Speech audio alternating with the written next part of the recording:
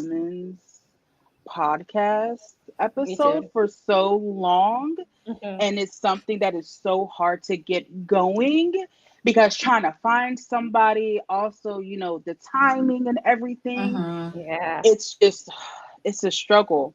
But here we are. Let me open this up. This is Let Me Talk Pod, and I do not have my regular um host with me, but that's okay because you have RayeDay with the AK with the lovely ladies. It's an all ladies pod episode. I know everyone The has been women. asking for this. Yes, we have been. The ladies taking over on a Monday night. Period. We need it, Yes. especially Right after the after fall. Evolution. Ah, Mm-hmm. what a Look, show. period. So let me introduce everyone because if you guys aren't on Facebook, Instagram, Threads, I don't understand what you're doing because if you see somebody talking, they're all over the place. You guys need to follow everyone here, okay? And we'll definitely put their socials. So first we have the former OVW champion Shalonce Royal in the house. No. Yes. I was like, OBW, stop. Yeah. No. Okay. Yes. The good All times. right. And we have content creator, podcaster, basically running it when it comes to WWE. Gigi for the win. Yes. Welcome, What's up, y'all? welcome. And last but certainly not least, holding it down for the women on her podcast, Yes. Penny Dreadful with the amazing commentary. Come Thank you through. all. Yes. Thank you Yes. for having me.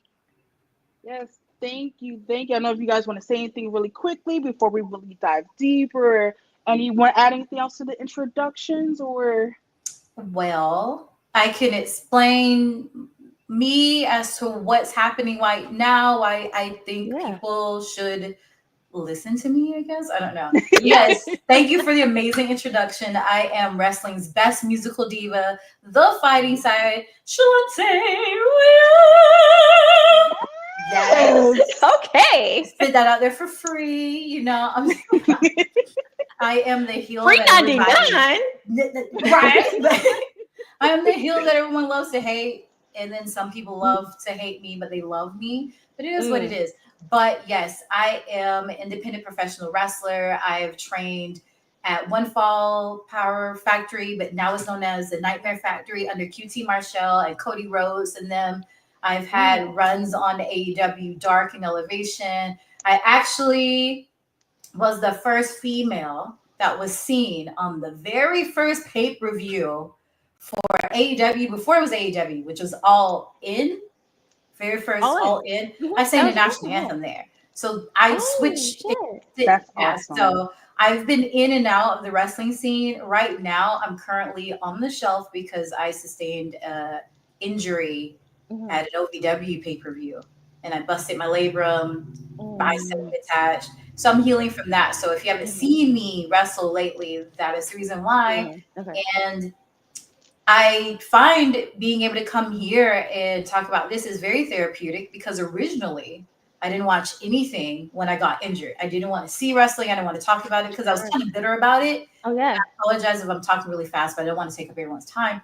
I just want to explain how watching like Evolution really got your girl ready to go in the gym and be like, oh, I can come back. I got this. So wrestling is amazing. I 100% support it. I am so thankful to be here. And I can't wait to talk about this with all the ladies. Yay. All right. I love that. And sometimes we just need that little spark of inspiration to really get like a fire lit underneath our ass. Yeah. You know what I mean? The And push. with Evolution that just happened yesterday, like that, honestly, a lot of it just made me like happy and crying at the same time. I'm like, oh my God, this is so amazing. This is so beautiful. Yes. And the matches were magical. The cash-in was great. And I know we're really going to go into it and everything like that. But for the folks out there, my name is Gigi for the win. I am the first lady of the Knucklehead Network. I do a podcast called Wrestling with Knuckleheads. And I am the only female in that group as well. So imagine just I'm the only female out of all male group, and there's 4 of them, and I'm I just can like, understand. Oh man, I feel like, wrangling it. I'm I'm like, right there with you, I'm Gigi. like, all right, I don't mean to be, human resources here, but you guys have to write an email about your behavior. This is unacceptable. Okay, how Ex- dare you talk about my girl like this? Period. Look, I gotta check them because they be trying it with Lash, They and I gotta try, get them. They try. they Honestly, Not try, Lash. that's No. why they have but receding hairlines now. I love y'all all, Oh, Cat and Duck, but that's why y'all hairline get put back every time you say something about Lash. oh. I know I'm gonna hear something about this afterwards, but I fight. I fight for the women. So that's right. Like what? And then one of the guys, I love him dearly. His name is Ray Sanchez. He always dyes his hair red, and I was like, "Why I told you about dyeing your hair red? Didn't I tell you I'm the only redhead out of the group? Why are you coming over here? This is my gimmick. You don't get to steal my red hair." Like, That's my gimmick. It's my thing. It's like, what did I tell no, you about you wake up this? with your hair bleach. It wasn't me. I'll just put a whole snisky. It wasn't me. It's not my fault. You don't know nothing. But I'm also not only a podcaster, I do go to independent wrestling shows and also WWE shows, AEW shows as much as I can. But most importantly, I don't know if you guys can notice, but I just like to collect things a lot. And I say. didn't. Yeah. Like, Couldn't wow. tell. these things, Yeah. I wouldn't have known. Thank you. not that Yeah. much, That's my credit card bill. Um, but I love collecting Funko Pops, wrestling action figures. I go to Comic-Con. I dress Mhm. up in cosplay every so often, and I love it. It's just me being an extra geeky girl that I am, who absolutely loves wrestling and everything. That's just pop culture, essentially. What's your favorite cosplay? Ooh, the Dark Phoenix. Ooh. Ooh. Dark Okay. Phoenix, Yeah. the hair, the makeup, the Mhm. suit, But everything. you gotta show us soon, right? Like, Oh, I yeah. gotta see it. I will definitely go ahead and show y'all. Okay. I've done her, done Harlequin, Oh, that's you a fun see, one. you see Widow. my, I done Lita like 2 Ooh. years ago, and Ooh, fun. it was crazy because Mick Foley actually did a video with me and some of my other wrestling cosplayers out there. Like, we didn't ask for him to do the video. He was like, I need to do a video with all of you. You too, Lita. What's your catchfrieze? I was like, Right? Like, that's all I that's- know. Oh, She really Yes. had, like, Trish, she had always had, like, satisfaction, and Yeah. didn't have anything, but She had nothing but a fire Hurricane Rana, though. I loved it because he was like, you know what? We'll run with it. I was like, okay, Mick, Yeah. you got it, Mick. No, And I he's was just great. like so stuck in the moment, like, this is really happening. Mick Foley did this. He wants to do this. I'm with it. I'm so with it. Well, I gotta And I look that love up. just like that culture of just how it all kind of comes together and everything. Okay. that's so awesome. Does that make it my turn? Yes. Okay. Yes, it All right. is. I go by Penny Dreadful on our podcast because I guess that would be my wrestling name. If I was a wrestler, that would kind of be what I would use. Celebrity Skin by Hole would be my entrance music if I had. If I was, hello, I love that. It's just a perfect like pop opens like kind of thing. I was lapsed for a long time as a wrestling fan. I was a wrestling fan since I was really young, like diapers. My mother is fond of telling a story that I now question the truth of because she'd be lying. But apparently, I like body slammed my baby brother into like a brand new playpen and broke it in half. So if we were playpen age, we were still in diapers. So we were watching since we were very, very young. Like I vividly remember like Shawn Michaels turning on Marty Jannetty. I had a Rockers poster on my wall next to my Ninja Turtles poster. Like I was true to this, very young. But I was lapsed around 2003, 2004 because I was just tired of like racist and sexist tropes in the storytelling. I'm like, I miss watching real women wrestle. I am tired. I'm like, I'm a bisexual woman, so I'm not mad at watching women wrestle in their underwear, but like it was too limiting and I was just tired of it. Yeah. So I came back around like 2019 or so. And one day I was like, you know what? I would love to watch 2002 Backlash. That'd be fun. So I started watching again, but like in that time, the internet changed everything. It changed not only the way we watch it and watch wrestling, but also the way we communicate about it and experience it. And so much change in that time. And I was like getting into podcasts, listening to stuff, and I would listen to it and be like, yo, I disagree with you. What the fuck are you saying? I hate that. And I was talking to my husband in the car, and I was like, I hate Freddie Prinze Jr., how he be having 12-minute episodes. And he was like, well, why don't you do one? And I was like, I don't know anyone. And he was like, but your friend, her boyfriend, watches wrestling, and he's a fucking editor. My co-host is Drew. He's an editor for real. Like, that's his job. And his girlfriend, my good friend Crystal, is a casual. So on our show, it's the two old heads and the casual. And he was like, you can do it with them. And I was like, I guess I can. So we've been doing it for like a year and a half now, where we just get together like once a week and like do it. And like maybe the second episode we did, I reached out to Xavier Delow. He's a podcaster out there. And he on his show, he is the diehard fan, but his co-host doesn't know a lot about it. So when he's constantly talking about it, she doesn't know what he's talking about. So I was like, maybe you could come on one night and just, whatever. I emailed him and he actually responded. And I was like, yo, shit. So he came on our episode. He came to our show, talked to us. This is right after The Rock slapped Cody. And we called it the slappening.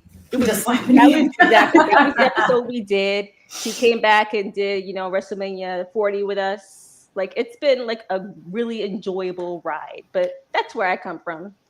Okay. Yeah. Nice. That's awesome. I'm gonna fix my camera because I notice I'm a little bit blurry, but y'all talk. And just in case we have any new listeners, my name is RayeDay. I'm a cosplayer, also 1/5 of Let Me Talk Pod. I've been watching wrestling for as long as I can remember at this point. And I really got back into it because if you listen to the pod, or let's say you go back to the pod, the one thing that you will always hear come out of my mouth is about the women. The men, y'all got it. Go ahead, have fun. Yeah. Let's talk about the women. Let's really showcase the women, because y'all be sleeping on the women when it comes down to it. And really, women be having better matches than the men, but y'all not ready for that conversation. Okay. Y'all not ready for that. Okay. I said that was why Evolution was the best show of the year, because none of them were bad. And a lot of other the PLEs this year, maybe 2 or 3 out of the matches were kind of boring. Every one of them slapped. None of the women have had a bad match all year, period. That's the way that show went the way it did. Mm-hmm. Absolutely. For sure. The women definitely showed out from beginning to end. And I'm going to be honest. And I've been watching wrestling since like the 80s and 90s and stuff. So to watch how women were back in the day, because my favorite first female that I always enjoyed was Sensational Sherry. Hello. Really? And how she carried herself and how she didn't take shit from anybody. Nobody. She was hopping from champ to champ, and they weren't a champ. She made them a champ, and it was just how she embodied it. The Luna Vachons, the Ivories, the Victorias, the Jackies. Like it's all how it started. Even Miss Elizabeth, because she was really kind of like the first lady. Yeah. And how her role played, and it just the way it carried out onto the screen is just like, wow, I want to know more about this woman. I want to know more about these women. Yeah. And then the Mae Youngs come out. And it's just such a beautiful way of how it came. And just like you, Penny, like after a while, I was just like, this ain't it no more. And I just stopped watching wrestling for a minute. I want to say maybe for like 3 years I stopped it. And it was like probably in the early 2000s where it was just like, the Attitude Era got tired. It was like, it's like, is all that fun, but is that all what we are as women? Like, there's more to this. And then when the evolution really started, when you had women who actually wanted to wrestle, like Ivory, like Victoria, like Jacqueline, even Luna Vachon. And Luna Vachon was one of those who was basically coming from like the 90s going into the early 2000s, where, let's be real, she wasn't about that bikini life. No, She wasn't trying to expose anything. No. Like this is There was no not. one else to put her with instead of Marlene. They had to put her in front of Marlena, who was, Goldust's ballet. It wasn't really what she was doing, but they had no one really to put her in front of until China. Right. Yeah. And that's when we really turned the page. I feel like Yes. when we had China's presence on the screen. Oh yeah. So, and it's such a shame that she had passed away the way she did. Yeah. Man, imagine what China would have done at Evolution. Oh God. And being It part would of have the been a game evolution. changer. Yeah. Yeah. That would have been amazing. Yeah. And I'm so glad we kind of like brought up some of really the women that kind of got us into wrestling. So that was one of my questions was give me your, and this is going to be so hard because I can really just name like about almost everyone, but really just give me like the one female wrestler where you're like, that is my favorite, or one that really like holds like a special place in your heart. Alondra Blaze. Oh, quick. Because that's what, what? I was grown, like could buy my own drinks grown before I found out that like for Thanksgiving, people watch like football. Because when I was coming up, it was Survivor Series. You know what I mean? And so from that period to like 89 to maybe 93, 94, she was the one holding the title through that time. And, being, facing Renee Richter, Leilani Kai, I think Bolacano at one point. So before she left and, did the whole thing with the WCW title and all that kind of shit, she was the one who I really remembered at the time.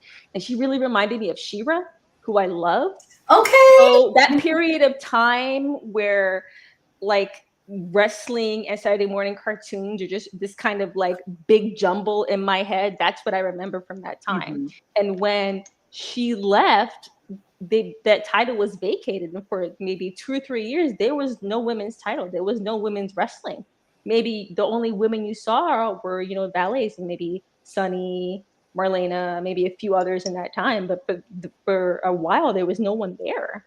And that's what I really, really remembered from when I was young, and that's what I missed, and that's why I stopped watching at the time that I did, because I was like, you guys have women, you have Lita, you have Trish, you have Jacqueline, you have Ivory, you have even Sable. I'll give Sable her maybe not a full thing of flowers, but I'll give her a carnation, for doing what she did at the time. She did. They had maybe 7 or 8 women on there who could really go, and they didn't really focus on. They didn't give them the time, and they were just, afterthoughts. And that's why I got tired of watching. But Alondra Blaze, I would remember. That's where it started for me. Okay. Awesome. Always love her. But Medusa is her name, like in general. Yeah, that's the name she uses. Yeah, I love her. Well, for me, it was very different. I didn't grow up watching wrestling at all. I think I saw a match. I think my dad put it on TV. I don't think I was supposed to see it. And I think I remember the title being, I think it was the Butterfly at the time. I'm not sure. But I just remember seeing girls. It may have been Michelle McCool. I don't remember specifically. I just remember seeing it and I said, I can do that. And then didn't think about it ever again. I'm like, I could do that. And then years and years later, I got into video games. Well, I always was into video games, but I got the PSP version of Raw versus SmackDown, I believe, 06, I believe. And the song was awesome. Everything was great. I was mad that I can only create like a male character to go through the storyline, but I like creating the characters. And so I would take whatever female at time. I think I like Mickie James' entrance the best at the time. And I just kept making my characters to fit like the different ones. So I didn't grow up having like an all-time favorite female. I just happened to fall in love with wrestling. And my major is music, but opera performance. So it's like if I get to, I'm already theatrical, and now you get to be physical and theatrical at the same time, the glitz and the glam and the lights. That's what got me. But what got me into wrestling was the match between Asuka and Ember Moon before Asuka got called up to the main roster. So that's a good seeing one. what wrestling was, and then coming back and that was the match that brought me back into it. I'm like, wow, wrestling has changed. And I want to wrestle like that. So, but there was a female that I did really like that kind of gave me hope in the business before I realized I was going to wrestle. But you know how they tell you, don't meet your heroes? Well, I met this hero. And so now I'm like, well, she's not a bad person. She was going through some things, I guess. And she wasn't feeling it. And so I say that to say there was someone that I really did look up to, and then it broke my little heart. Oh, You know, it is what it is. It is what it is. I'm not mad about it, but I don't want to say. Okay. I can respect that, but that makes me really sad. I'm going through. Like, I'm trying to think. Wait, who could it be? Could it be this person? Because as I was talking, are they active? Who are they? But when I was talking, I was thinking, I was like, girl, there was somebody. And then my mouth started talking before I retract. I'm tired, you guys. But also at the same time, it's like I'm in it. So I would be lying if I didn't share. Like these are people and they go through things. And I could have caught them on a bad day or a bad run or whatnot. But there are people there was a person that I really did idolize that gave me hope. That I was like, okay, when I get in the business, then I am in the business and they did this, so I'm gonna do this. And then I finally met them. And I was like, dang, well, I'm here. But you know, it is what it is. It is what it is. Do you think that if you met them on another day, you would get a different experience? Ooh. No, but I think I would have gotten a different experience if I wasn't a wrestler. Oh, there you go. That's interesting. I think that. Okay. And honestly, that's interesting and kind of fair. I guess the way wrestlers like interact with each other because they have to work together. You know, it's totally symbiotic. One can't exist without the other, and you want everyone to do well, but you also want to be better than everyone else. Want to be better. So it's always this push and pull there, you know. Yeah, and not to be a Debbie Downer about this, but it just goes to show like you can have a favorite.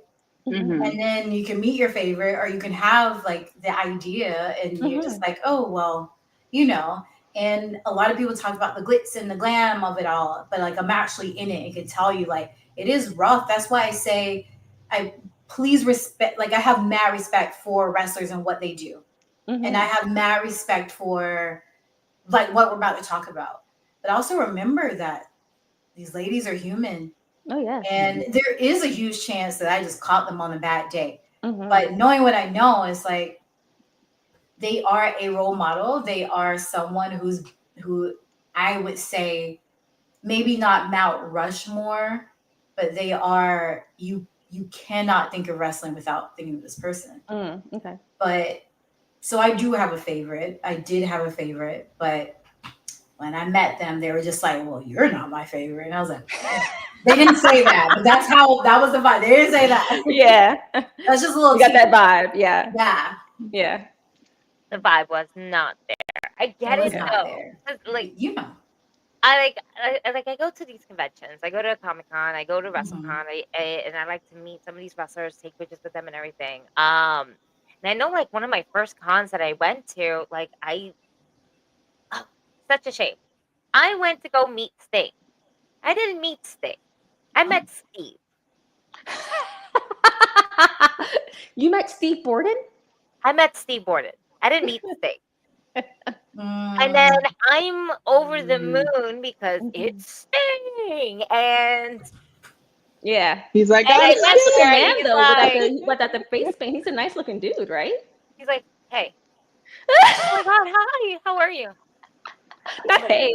I'm good. He was tired, probably. He was tired.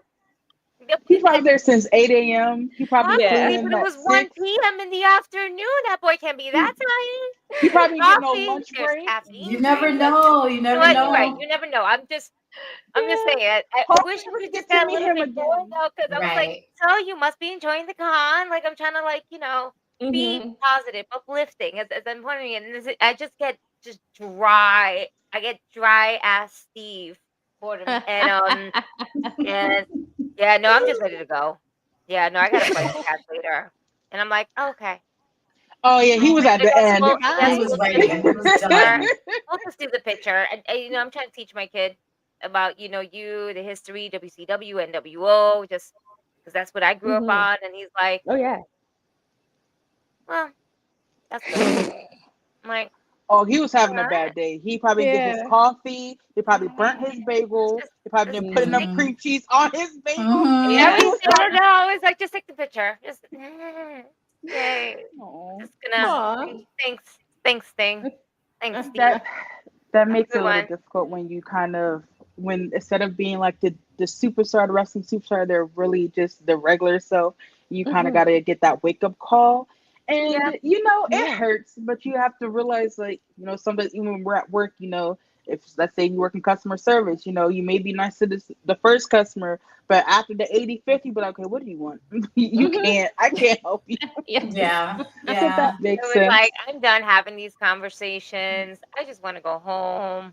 Mm-hmm. I did the whole thing the other day. It's just Comic-Con is long. I'm sure. I get Yeah, it. it seems No, exhausting. I get it. I Yeah. was just like, but that's like always one of those stories where you say, like, you don't always want to meet your heroes because they Yeah. might not be what Mhm. you expected in your mind and Mhm. what you had hoped and imagined. Like, oh my God, this person's gonna be like this, and is the complete opposite. And it's just, I guess, a self let down within yourself. Like, damn, that Yeah. kind of sucks. Mhm. Well, we move forward. Yeah. I mean, Yeah. I still got a huge collection of him and after the whole Yeah. Yeah. thing like that, but I was not gonna give up on Yeah. that. You know what? Sting is Yeah. big. Bye, Steve. We're going to focus on Sting. And I Right? Yes. was like, I didn't meet Sting. I'll meet Sting hopefully later on this year with the face paint. That's it. I'm manifesting Yeah. it. Yeah. Do a redo. That's right. Yeah. Definitely. I've never gone to like a con or anything like that. I think I would want to stay Really? away from it. No, actually, I've only been to one wrestling show, and it was an indie show. But how did you like it? I loved it. It was a lot of fun. It was MLW in yes, Ooh. over in California. No, I'm sorry, Millennium Pro Wrestling, MPW. They do a weekly show in Chatsworth in LA, and it's like almost a year ago. Actually I got to interview one of the people. His name is Maximilian Monclair, and he's built from Detroit, but he says it Detroit, and Oh my like, goodness. and he came out and they said Detroit, and I fell out laughing, and like you can see me falling out laughing. And when we interviewed him, and I was like, I laughed so hard. He's like, I remember you. So that's something that happens. I think something that happens with indie wrestlers where they remember reactions they see of people around them, so they can spot like, oh, I remember that happening. So yeah, I've never been to an E show. I had the chance to see an AEW show, and this was that first show that AEW did at the Forum. That was the first, I think, Dynamite after CM Punk won the title, and I had the chance to either spend $100 or keep the $100. I kept it, but I haven't had a lot of opportunities to do it because it's very expensive. Oh my It's God. very prohibitively expensive. Yeah. And I Convention think life is not cheap. yeah, Going to a exactly. convention. So I think Whew. I think I would definitely just generally stay away from like meet and greets and stuff like that because of that. Like I don't know the sort of reaction I'm gonna get. I don't even know what I would say to them if they were in front of me. I would either want to ask them like X amount of questions that I had in mind, or just throw up on them and tell them my fucking wrestling life story. Like, like I remember this and that and the third and like if I got in front of Seth Rollins, it would be a disaster. Oh. It would be Nah, like we gotta have a horrible. conversation. I need his jackets. He be having some really cute suits and pieces. I know him and Becky be trading. I'm like, look, I'm about to say, that's Man. not his jacket. That's Becky's. Look Like, here. you Like- don't need both. I know y'all got two. Y'all don't need both. Hands it Like I said, I missed that entire period where Seth and Roman and those guys were coming up, and I started the watching. I totally missed it. So I started watching like the '92 Rumble, and then I watched the Big Four all the way through. So I didn't get to see any of the builds towards those matches or any of the promos or anything. So I was watching kind of these guys develop as they were going through that, and I was like, yo, this Seth Rollins guy, he's a fucking asshole. I hate him. Yo, but he's incredible in the ring. I love to watch him. And I think he's like top 5 in the world, period. I love that guy. I think he's got it on the mic, in the ring. I'm heartbroken that he might be injured right now. Yeah. But like overall, I think he like really has it. And I'm happy with the way that Cody Rhodes, the whole thing, how it played out is great. But I still maintain it should have been Seth because of that arc they were telling with Roman. And I really hope they get back to that. But Seth is someone that would sit in front of it and be like, yo, when I first saw you, I hated you. But then you sat down to do your Broken Skull session with Stone Cold. And I was like, you get to see how he actually is as a person. I was like, yo, he's kind of a cool dude. So it's interesting when you can see them outside of what they do and see them as people. Mm-hmm. And some of them as people are they kind of, regular. But some of them seem to be like very awesome people, like just in general, like him, Adam Cole, Edge. A lot of them seem like just genuine, like open people with like great personalities outside of it. Thank you. Seth's the best in the world. Okay? I don't think he get enough flowers. No. You know what? Out of the Shield, it's confusing. I'd be like, Seth, why they be playing you like this? I don't get it. I feel like out of the Shield between him, Roman, and I don't want to. Yeah, Dean, thank you. He's more like this subdued one because he crazy. I ain't gonna lie to him. He's a little cuckoo. I will never forget. You got to be a little cuckoo to be at the level that they are, I think. There was this one moment I will never forget, and it makes me laugh every time I think of it. They were all sitting around talking about, like, I'll do anything for him being Mr. Money in the Bank. I'll do anything for Bo. I'll do anything. And all I hear out there, like, while I'm like about to go to sleep is like, well, I'll fight a bear. And I'm like, I woke up like, huh? You fight a bear? I was like, turn this off. Like, for like a good 20 minutes. It's time to go to bed. I was like, fighting. I'm like, you know what, D? You got that one. You know what? You deserve to say. You really want it, obviously. You got it. So beat that. Fight that bear. You do that.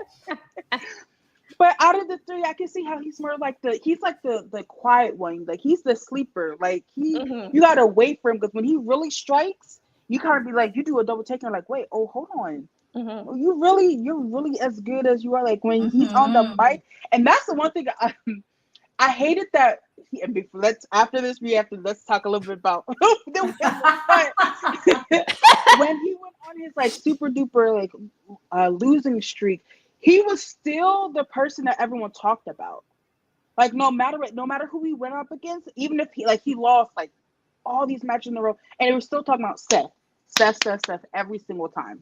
And it's like he has that star power. Mm-hmm. Is he being utilized? WWE, I'm glad you're finally doing something with him. Mm-hmm. Mm-hmm. Yes. Mm-hmm. But I think what makes him good is that he has versatility in the ring. And that's something that I really appreciate. A lot of what I appreciate about wrestling is watching the physicality of it, Mm-hmm. And he can go hard. He can get his ass kicked and kick ass in Hell in a Cell in a hardcore match. He can high fly. I'm a sucker for a high spot. I admit it. I ain't gonna lie. Not gonna hold you. Love it.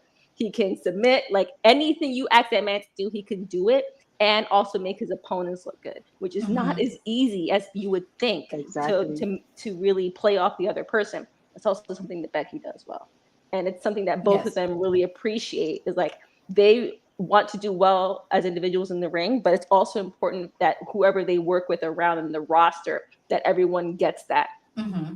And not everyone understands it the way they do, I think. And I don't think Roman can wrestle. Whoa, hold on. Right there. Woo!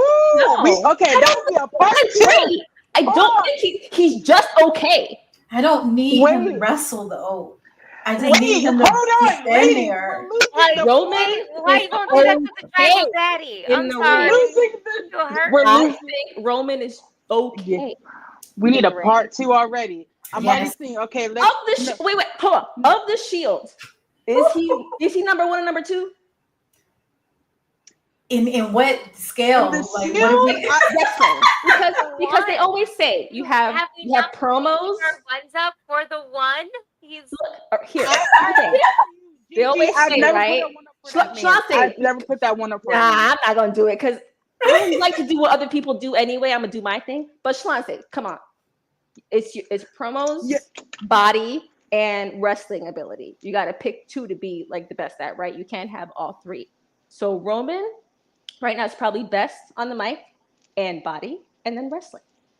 That's what I think. And Roman is okay, despite of who he voted for and what he be doing when he gets into a ballot box. Okay, the most good-looking man has ever been put in a fucking ring in my lifetime. Okay, best looking dude. I think he's just fine in the ring, but I don't think he's better than Mox. I don't think he's better than Seth in the ring. Period. Okay, so you know what? He's good on the mic. He's really developed as a character, but I think the way he's grown as a character, as a performer in the ring, I think Seth had it before he did. Well, yeah, you know what? That's gonna end up. We was friends. and you lost me. Then that's fine. That's fine. You know what? Roman has really gotten to a place where we might not have seen him. Okay, hold on. Rewind. Wasn't there a period of time where he won the Royal Rumble and everybody booed him? Okay, so I feel like I'm just. I will say. I think he is playing his role. As a Roman Reigns, well, an old fan, because I'm not a fan of him no more. He was pushed on us a lot, point, and that was his downfall. And I think that was the only reason why he's so loved as a heel, because people were so sick of his face all the time. That I have a reason to hate He was the Charlotte. He was the Charlotte. Yes, Flair. thank you. Yeah, he was. Yes, thank you. Absolutely. Yeah. But we're gonna have to table this.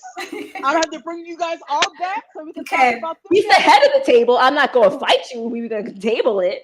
But he's not. If I say top 10 wrestlers just in the ring, if I say wrestling ability, he's not my top 10. Okay, it's like 3 dudes in Japan. I don't have to list for Ellison. No shade. That's understandable. I can see him. That Superman punch is about nope. Because we were talking. It's not better than Orange Punch. That's a basic move. Because we were talking about Seth, we're gonna go to like Evolution. 3 people got that movie and do it. And talk about his wife in the first match of the night. Segue. Yes, that's true.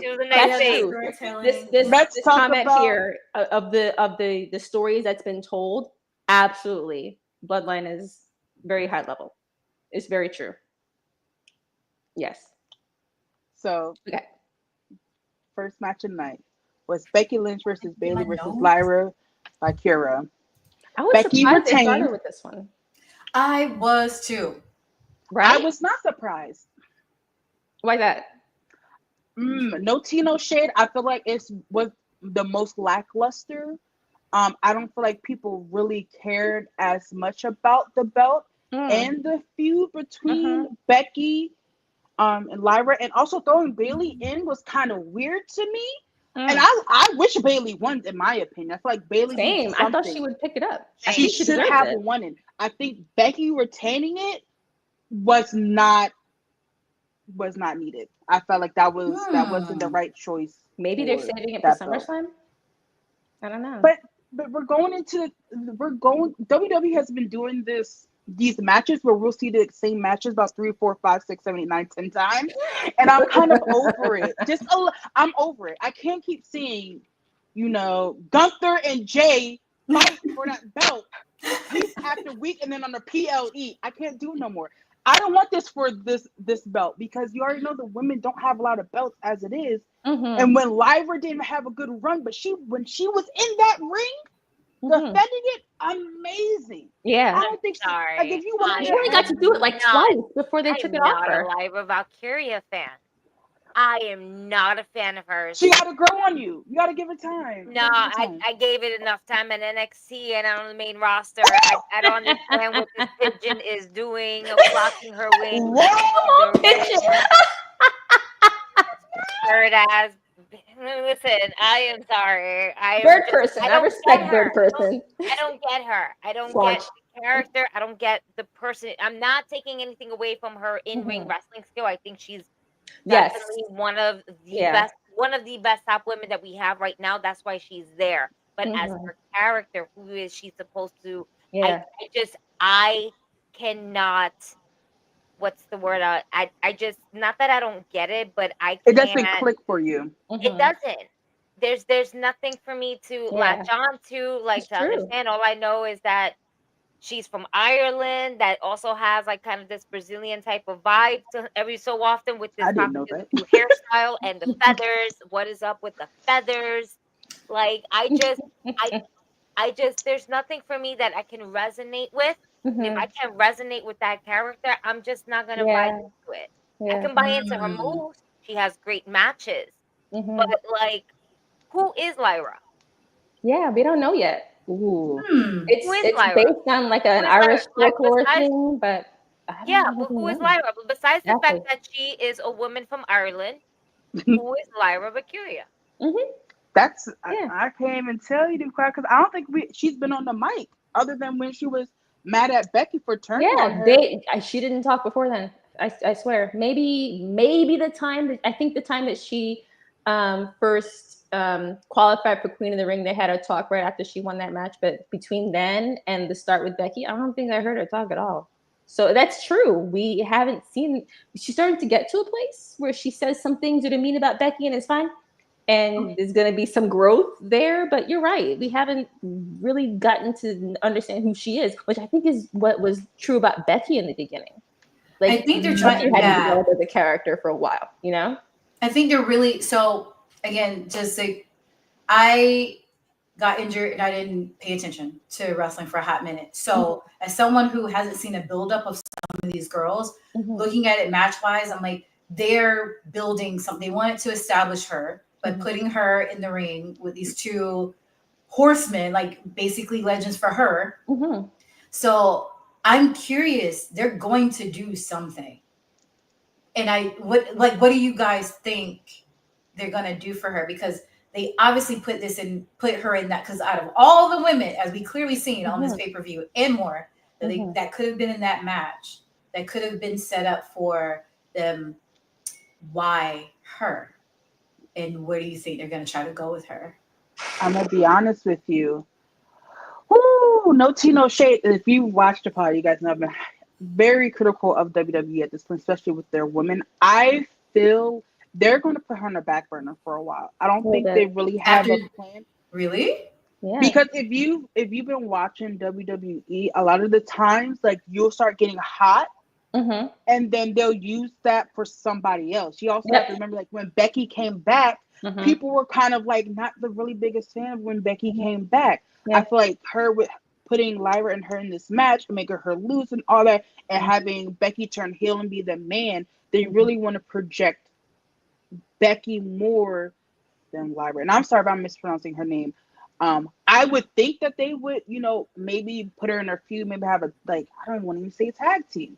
I don't really see them utilizing her right now. Maybe in like 4 to 6 months when Becky cools down even more, because they're really fighting to get Becky over more now. They're really fighting. I can to see keep that her. because they have done things like this before. They give someone a really great important match and then boom.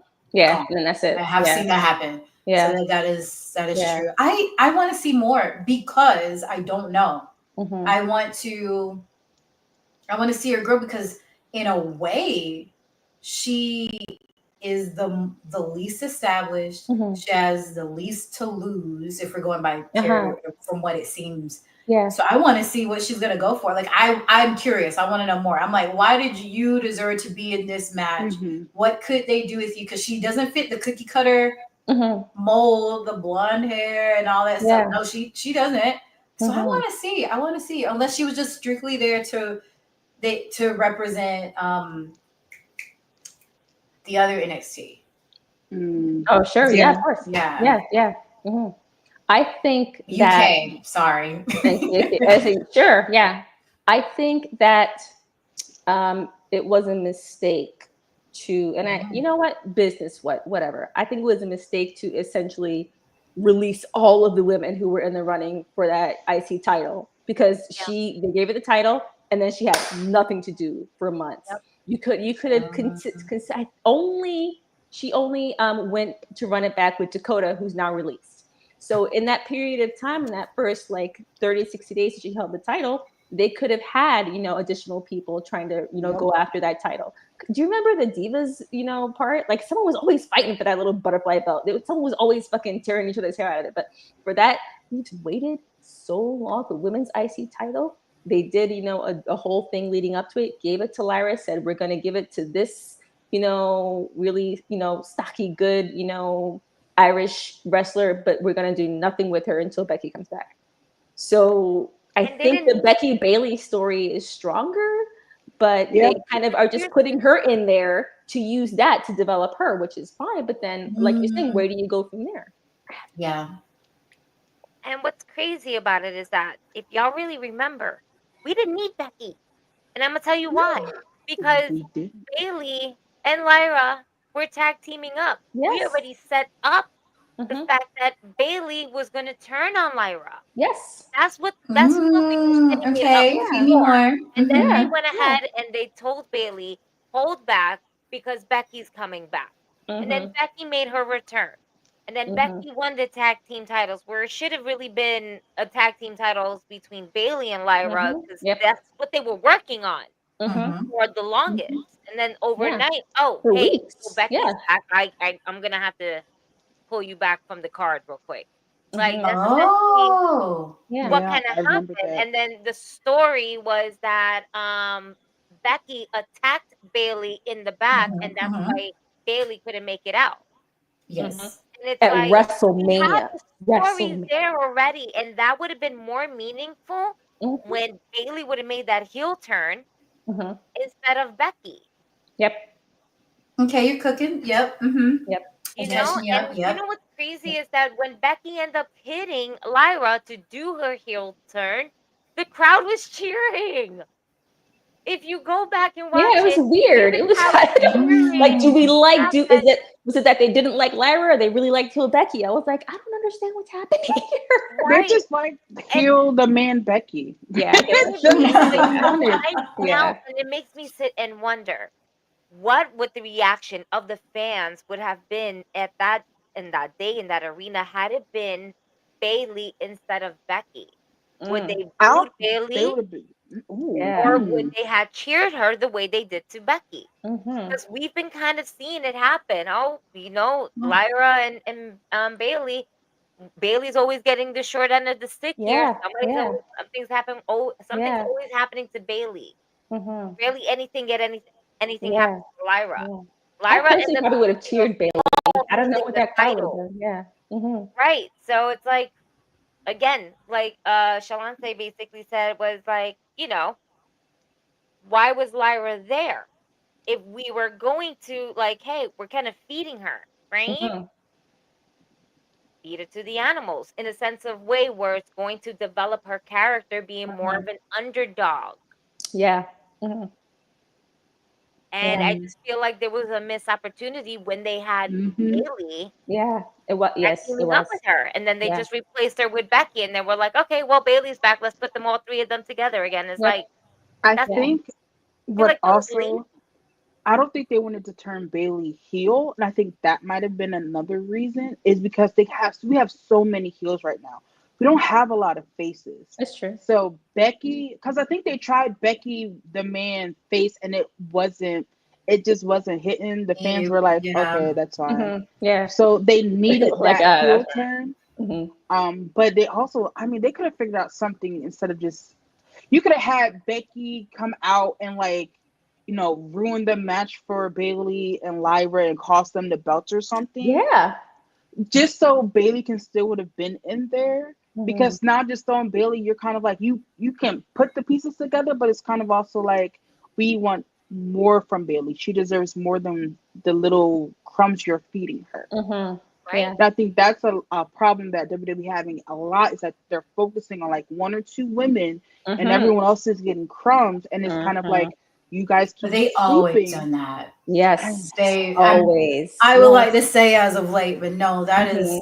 even when I was heavily watching it, like Mhm. it is just 1, 2, or 3 Yes. heavily in there. Yeah. Throw someone in to put them over, throw someone to put them over. And we're like, you have a plethora of women back there. Mhm. But for me, like on the technical side of it though, I actually enjoyed it. Like I was able to watch it as a fan. Oh, Now, yeah. granted, I usually go back and watch it to see the technical things, but it was, far as wrestling wise, match wise, I was very surprised that was match 1, considering the second one that came. However, on the card, you won a great opening, and it was quick, it was good, it had a lot of like people were chanting "This is awesome" in like the first 3 seconds. Yeah. The fans were really invested. It, like, and that's one thing that is really important when we're talking about matchup story and things like that. The people in the back, the ones that are like getting the bread, they want to make sure that the fans are invested, even if it doesn't make sense. Sure. Because people will go online and talk about how it doesn't make sense, and it still brings people to see it. You know? Yeah, exactly. Yeah. But the fans, the fact that they were there, it was the energy, like being there probably felt incredible because they want the women to do good. The fact that Beyonce concert was also happening and they were there, it was like, hello. Right. Yes. And I don't know if you guys saw that sign in the audience. It was like, I lost my way to the Beyonce concert. I definitely saw that. That was cute. I was like, I see you. But it was the energy that was needed. I do know, like from like a wrestling standpoint, it felt like in the beginning that Becky was like not. It was like she just woke up. Like she was just. She threw a clothesline that was like a windmill. I was like, girl, what's that? Like my shoulder's busted and I can do it better. But it also shows the energy, the synergy, if you will, between like when you have a good dance partner. Yeah.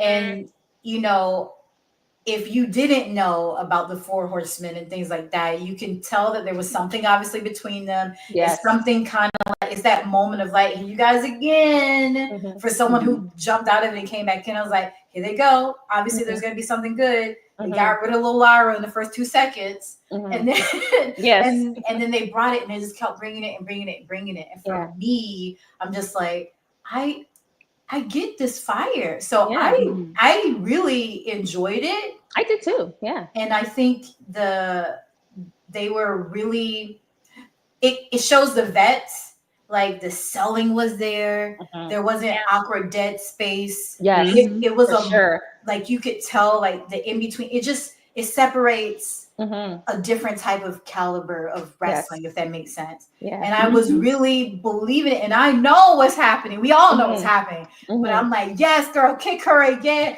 Just break this up. And it made sense. You didn't see any useless, like, oh, I'm gonna go jump in just cause. Like when the pins were broken up, it was because the finisher was done. It was because the signature was done. It wasn't just cause, and you can tell that they wanted it. And I just felt like it was a great way to start the night. I agree. Yeah, it was just that next match. I was like, "Oh, this is different." And that's the one we're about to talk about now: JC Jane versus Jordan Grace. Now, let me go because I really like Jordan.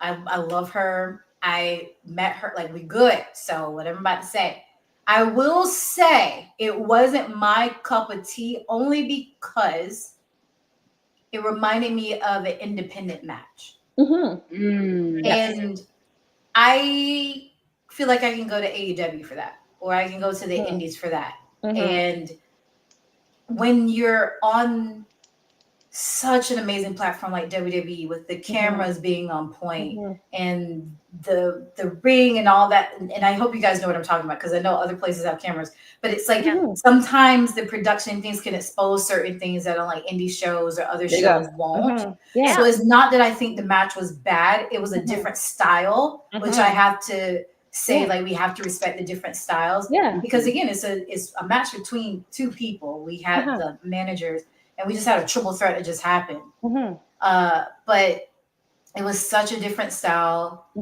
and the wrestling it felt like it was like we dialed it down. Yes. And I don't know if that was strategically placed right there, because some people, like, you can't just feed them everything.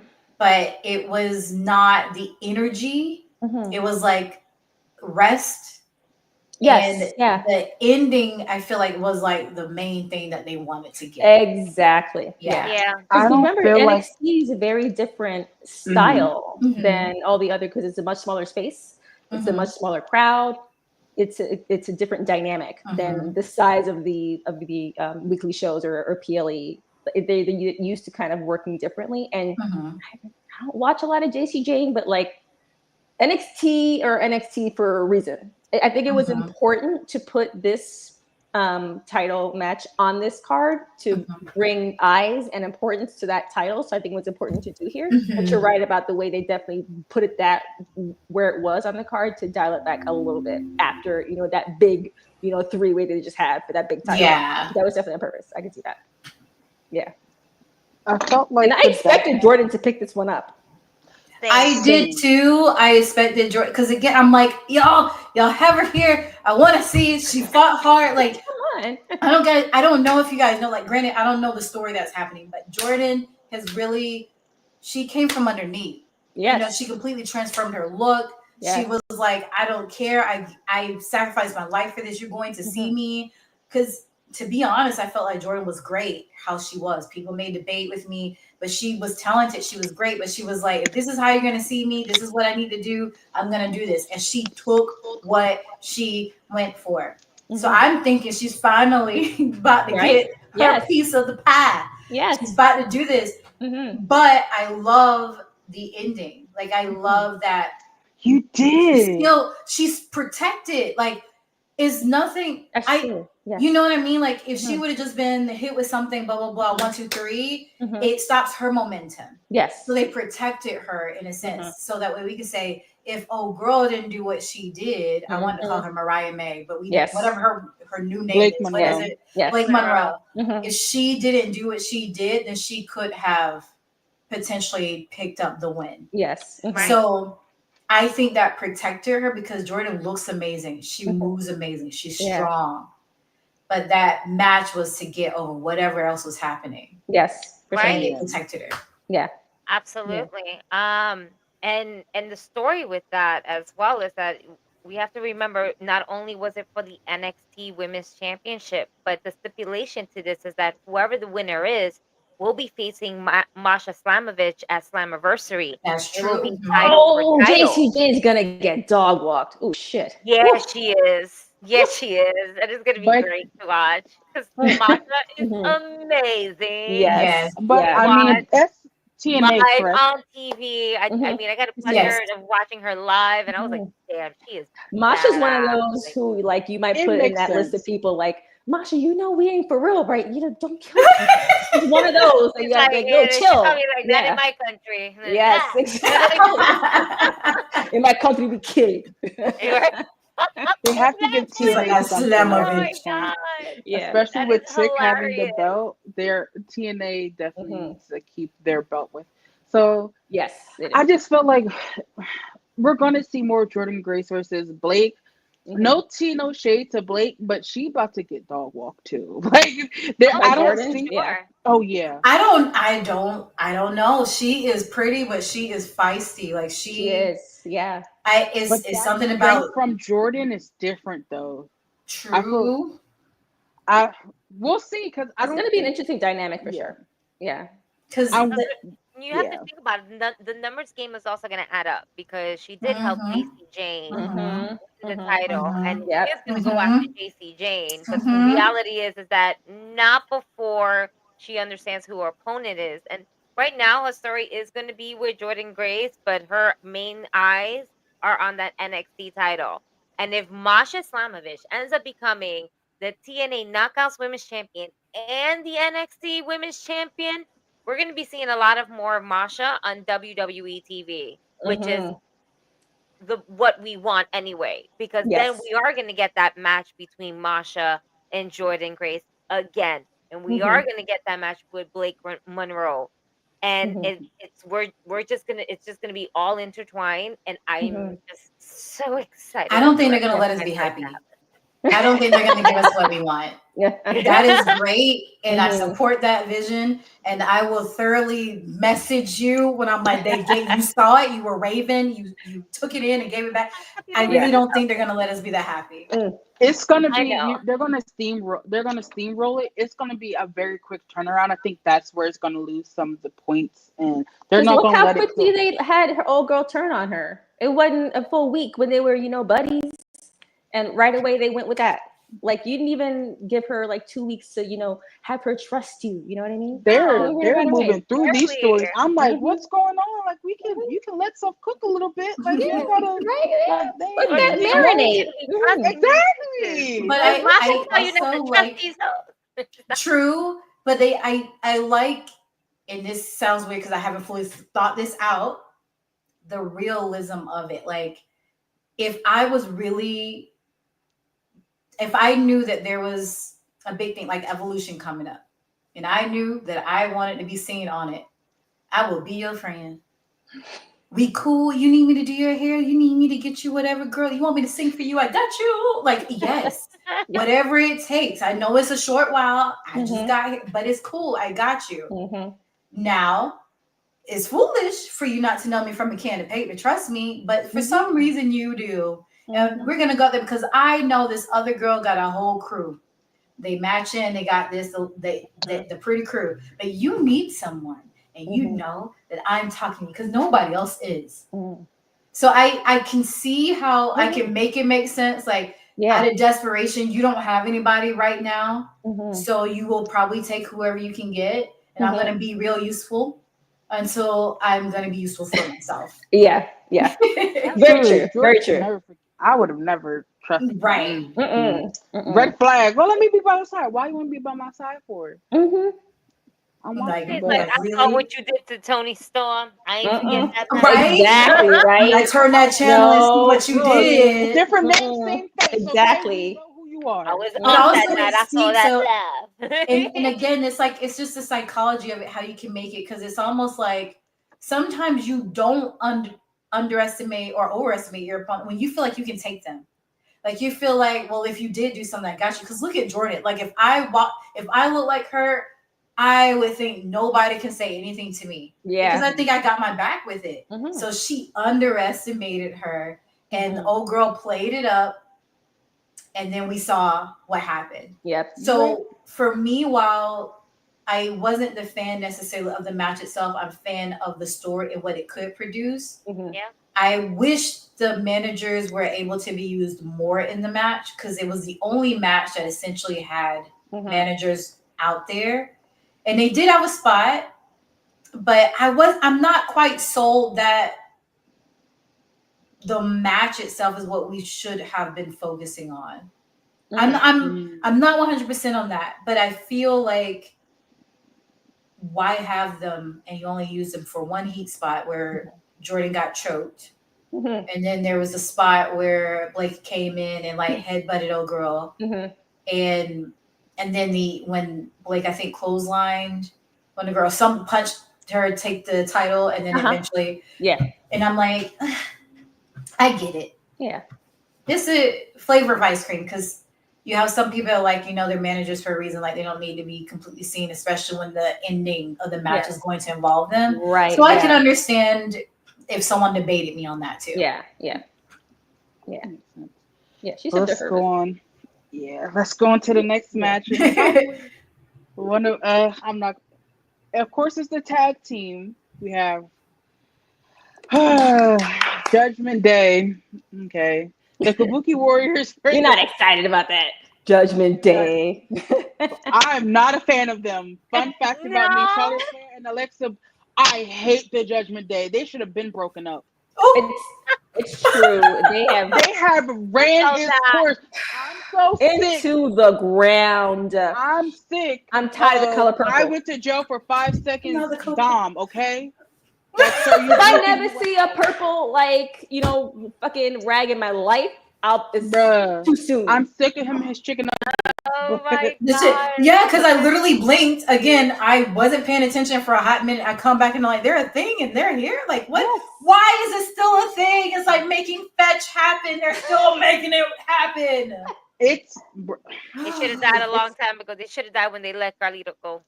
That's it. That should have been the they dispersion. should have died when Oh. the Terror Twins left. To be quite And honest, that is true. That is very They true. They shoulda should have just- died back then. But and they bought Carlito, and I Mhm. enjoyed Carlito just on my screen. Same. That's silly And as they did shit. my baby dirty too. There was a waste of time. Yeah, I'm no. sorry. And then I'm they let him sorry. go. Hmm. And I'm like, all right, we don't need the Judgment Day anymore. And I'm Carlito's glad he not took there. his PS5 too. Where? He should I know that's right.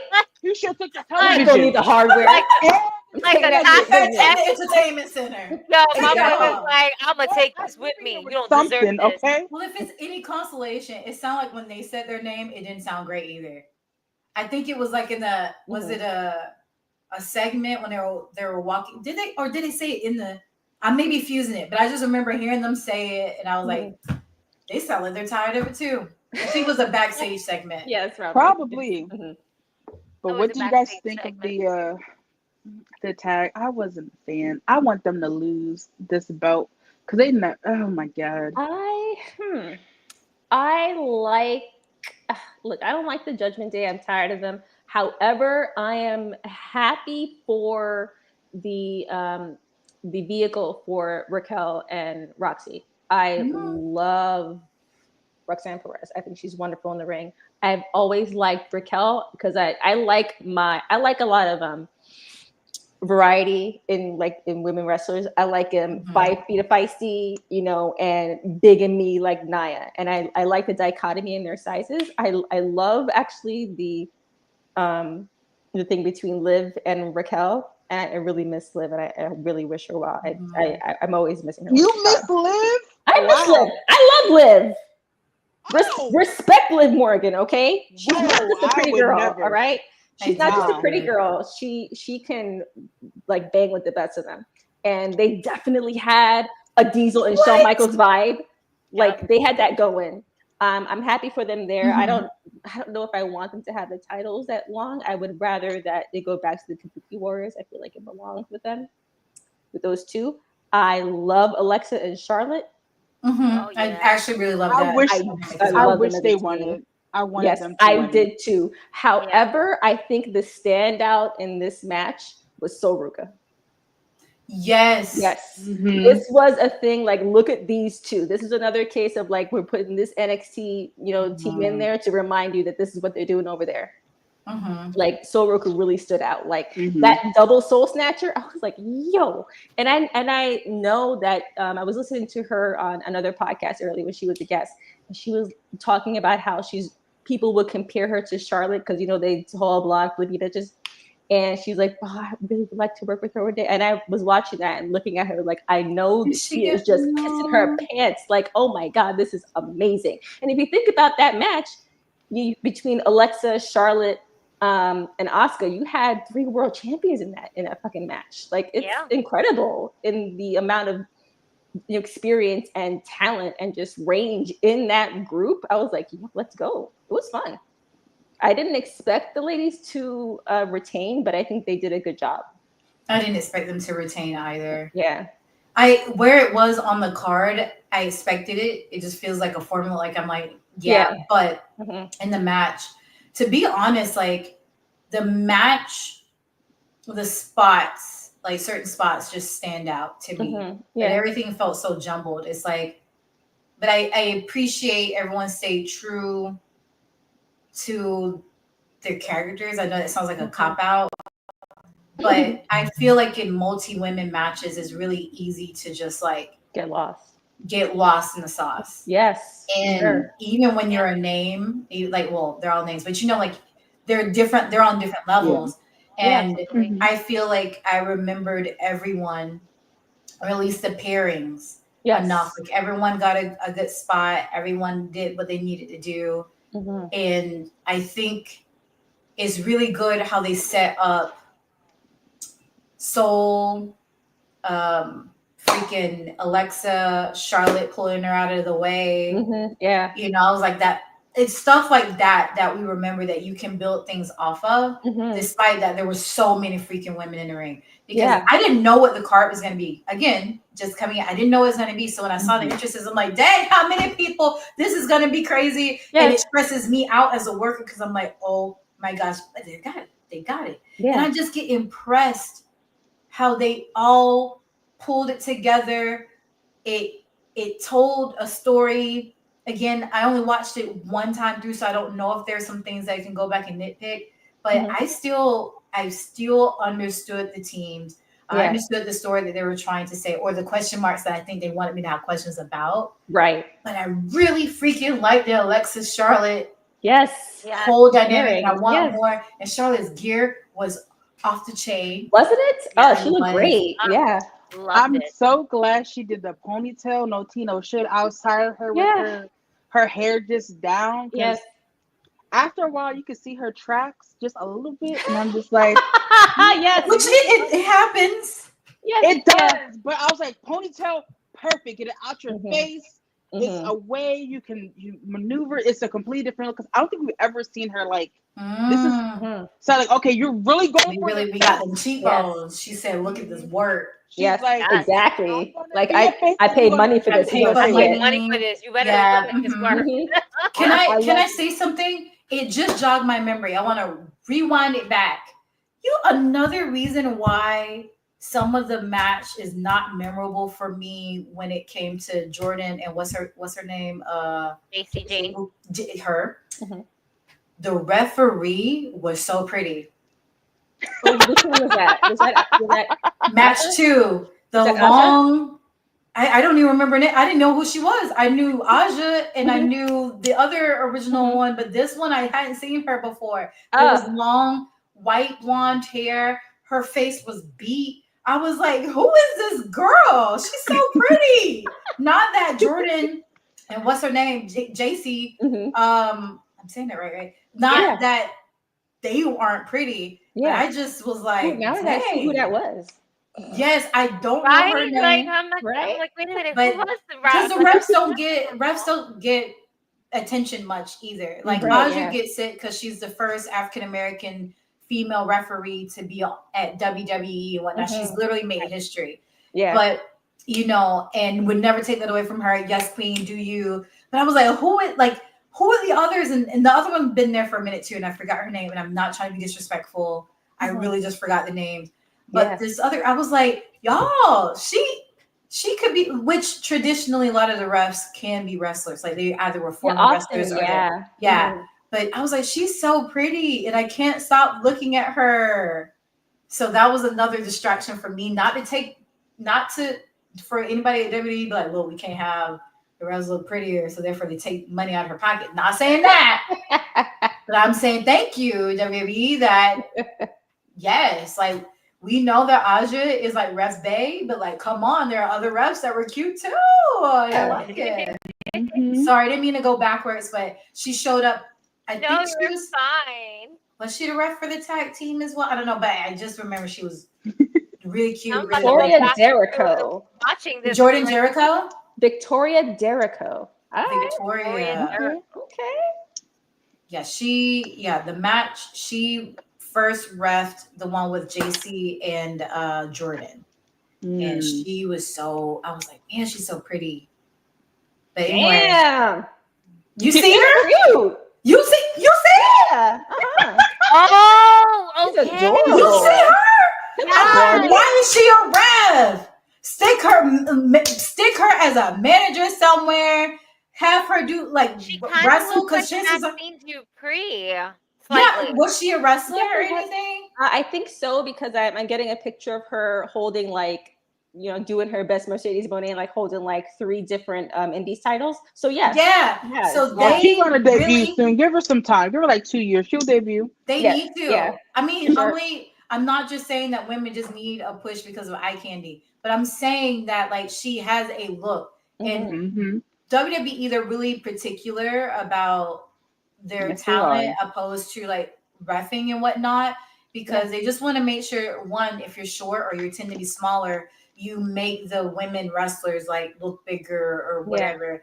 but also being a wrestler is athletic too. You're up and down. Yeah. You know, like the more athletic you are, the better. And they will also choose wrestlers for spots, like what happened in the main. Yes. But Right. so I'm like, dang, she's so cute. Like, man, Yeah. I would cheer for her just because I'm like, go little tank, like go. Yeah. All right. I'm gonna remember this. Like look back at that and see, like, oh, I remember that girl. Yeah. Alrighty, yo. It's getting kind of late, so I kind of want to speed run two matches. But I also want to talk about two. I think I know what two you guys are gonna think I want to talk about. Next one, Tiffany versus Trish. They always love Trish down. They always got to bring her back for everything that has to do with a woman. Trish should have won, in my opinion. You Trish think should have so? won. Why not? What? I hate that you bring. Maybe she didn't want to work maybe she doesn't want to work 5 or 6 months. Maybe that's why. What? Most of these, they're not defending their titles that often, though. That's the thing. That's true. That's true. And it also has That's to the do with point. her side business as well. And, you know, she also has her own business that she's probably running and everything like that. Like, yeah, another good match, and yeah, we're not done with this. I see a future title shot for Trish. Yeah, why not? I mean, Really? not at Evolution. We don't have that. I think, in my opinion, for Trish to have this match with Tiffany, it kind of is a sense of passing the torch, right? From a legend to the newest champion. Tiffany is a force to be reckoned with. It is Tiffy time. She has improved so much from her NXT days. She has roster on how her mic skill is, and we won't talk about that poor mic skill she had with Charlotte because that was a hot mess. But she's not ready for that. Like, I feel like if you're gonna be a champ, you gotta be on your toes. You gotta be witty. Yeah. Right, and I get that, but in the sense of we can always kind of talk about, you know, suffering succotash between with Roman Reigns. We're not gonna touch that with Woo! You know what? That's what we hear. That's what we It's time. Look how long it took him to get there. No, seriously, it is true. But with Tiffany Stratton has been hitting the mark. She's been hitting the promos. Her wrestling in the ring is amazing. Her match with Shirley wasn't the greatest, but her match with Trish proves that she can still keep it going. Oh yeah, 100%. Yes. Yeah, you know, you're not the first one I heard to say that Trish should have won for sure. Yeah. Do I feel like Trish should be a champion one more time? Absolutely. I always, but then I'm always feeling that way because I'm slightly biased because that Divas era between Trish and Lita will always hold a special place in my heart forever. So I will always want that selfishly. But do I see why we decided to have Tiffany win? Yeah, because we're passing the torch from you know, Trish Stratus being the trailblazer that she is to Tiffany Stratton basically still starting her wrestling career and journey into her own legacy. Into what her story is going to be, what she's going to tell 10 years down the road. You know, so I'm glad that, you know, Tiffy won. It was one hell of a match with Trish Stratus. Like she shows that she's not going to skip a beat and is not going to skip a beat anytime soon. Nope. Yeah. Was it the cleanest match? No. But it was meant to help us look at Tiffany in a new light and as a threat and just show like this is where she's come. This is where she can go. This is why she's champion. Right. And I agree with like passing the torch and kind of like that Lita Becky match a few years back. Yes. And I love that. And because I will say in the beginning, I did, first of all, I'm a little upset because I feel like she took my move. Which one? So it's supposed to be a cartwheel into the Alabama Slam, and I called it the Atlanta Slam. Ooh. And I saw her do it again, like before, but I didn't say nothing because who am I and who are they? But I hadn't seen that move in a hot minute. And then I was actually putting together a match at OVW with Jada Stone, and Jada was like, "I've seen Lady Frost do this thing," and it was like the cartwheel into something else. Yeah. So she's like, "You can try to do it." So I was like, "You know what? I can't be Lady Frost. I can't do what she's doing, and plus, I'm just not going to replicate that same thing because it's so unique. But what I will do is do that and then put it into a slam." And the Alabama Slam hasn't been done in years, at least on TV, because of the high concussion rate of it. It's not a safe move depending on how much you slam someone because they can't protect themselves. So that's what I did. I brought the Alabama Slam back, and then I did that. And next thing you know, I'm seeing another girl do it on the Indies. And then I saw a pay-per-view. I think it was like a ladder match earlier last year where I see it, and I'm like. So I understand. I shouldn't let y'all have it. Like I'm just like, well, here you go. And the thing is, we use moves similar all the time. Like, but there's like special moves that I feel like you should give credit to. Like everyone does a suplex or a German suplex or but like and or the high kicks or whatever. But when you see something that unique, I feel like credit it. But now it's like Hushalance. It's Tiffany's move. I believe she did it. But anyway, so I it's like they call a Styles Clash. Everyone calls it a Styles Clash. No matter where they do it, it's called the Styles Clash. You know what I mean? So I'm just like, well, there we go. Was in the shop, and now someone took it, and here it is. And I'm going to be compared to that. But it is what it is. But will you do it better? That's the thing. You'll probably do it better. Well, so if you think about it, I guess technically Charlotte was doing the Devil's Kiss before Stephanie, but Stephanie does it better. And you know what? And I will, because this is how I know it was taken, because I did it wrong, and everyone is doing it wrong. Oh, so it's supposed to be a perfect cartwheel over. But there was one match where I guess my cake back there was a little too much, or that I wasn't supported, and so instead of a perfect cartwheel, it looks like a round off, and then you land in front of the person, and then you pick them up and throw them. That's not how it's supposed to go, but that's how it was on TV, and that's how the clip was. And next thing you know, I see a girl in the Indies do it, and then I see Tiff. So that's why I'm like, I know you got it from me because it's done incorrectly. That's not how it's supposed to go. So they took my mess up. So yes, I can do it right, but it is what it is. So I'm a little hurt and salty. So that's why when I saw that, I kind of checked out of the match a little bit. But I do think it was a solid match. I do think that Tiffany is probably one of the most relatable champions because one of my friends pointed out that she has influencer face. So she looks modern. Yes. She looks modern. But when she came out, everybody hated her. They didn't care. They booed her. I remember this one clip went viral where they were basically telling that girl to quit, whatever. And she said, so what I'm not going to do is quit. I'm here and I'm going to prove it to you.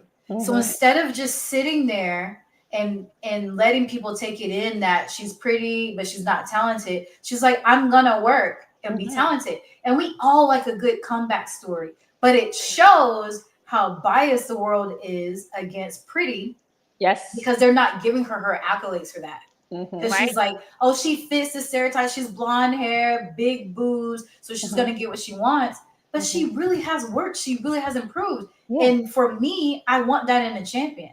I hate it when someone just get it because they already seem perfect. Yes. Or when they get the Roman treatment or the Charlotte treatment, where I'm just like, so we might get that treatment with Tiffany. But as of right now, I like her. Let's not forget, she got trained by Greg Gagne. Not everyone gets trained by That's Gagne. True. That's true.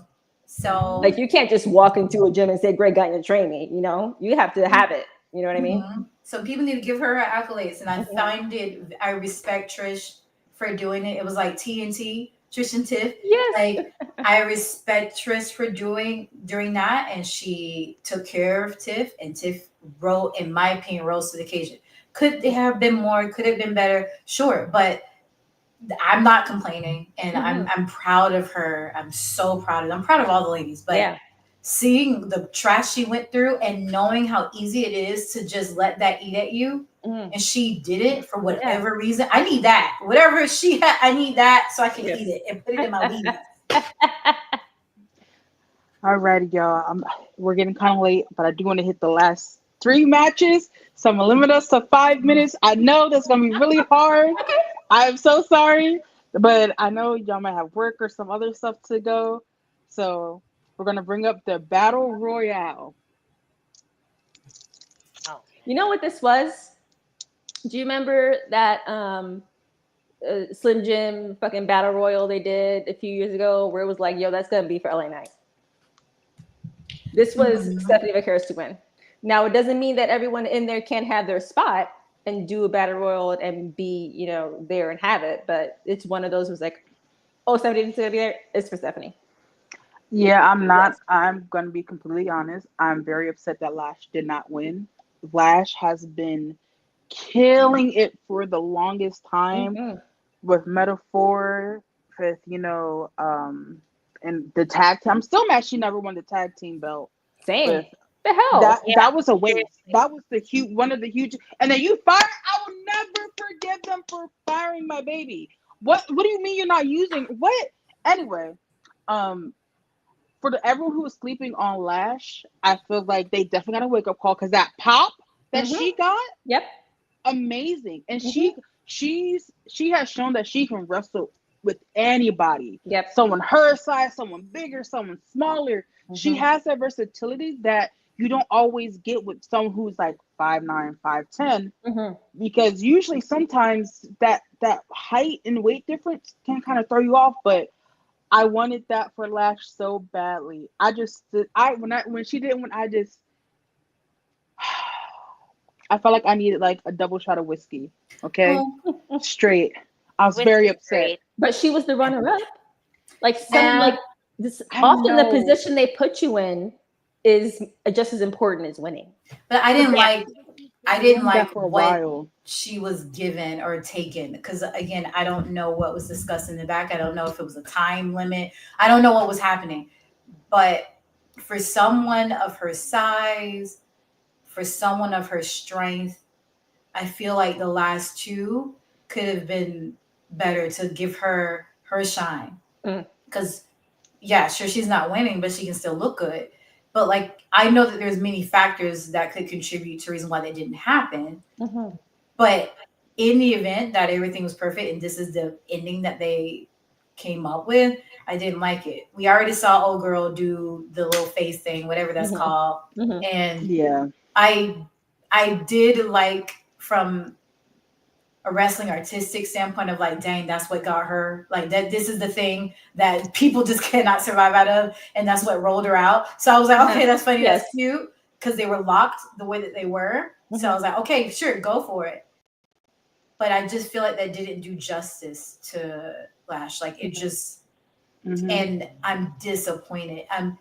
I was most disappointed with this match. I could have done without it. I'm proud that it made someone, but some of the talent that was in there that either didn't get a chance to really show, because I feel like they tried their best to give everyone something. So, but they were just. But it also felt rushed. It was rushed. It was impressive when no girl did the little walk, the handstand walk over. I was like, look at you! Yes. But Kalani, yes. Kalani, Jordan, yes. The female Kofi Kingston. Yes. That was the way she just had her feet at the bottom rope, and she was just like, and like, pull herself up. And I was like, ain't no one noticed how she just like Spidey and crawl up to nobody. I'm like, good for you, Kalani. Yes, as soon as she fell crossbody onto those ladies and she didn't hit anything, it's like, oh, she's gonna find her way back somehow. She's gonna do it. Always. I just find it interesting. They spent a lot of time on introducing like 10 of them. I was like, you're taking time away from that we could. So every woman that was in this battle royal. The battle. Okay, so my other problem with most of the matches, they were very short. They weren't over 15 minutes. That battle royal wasn't over 20 minutes, which I felt like a really big slap in the face for the women. Because if you're going to introduce, you should introduce everyone fully, but also give people more time because that battle royal could have been longer. No tea, no shade.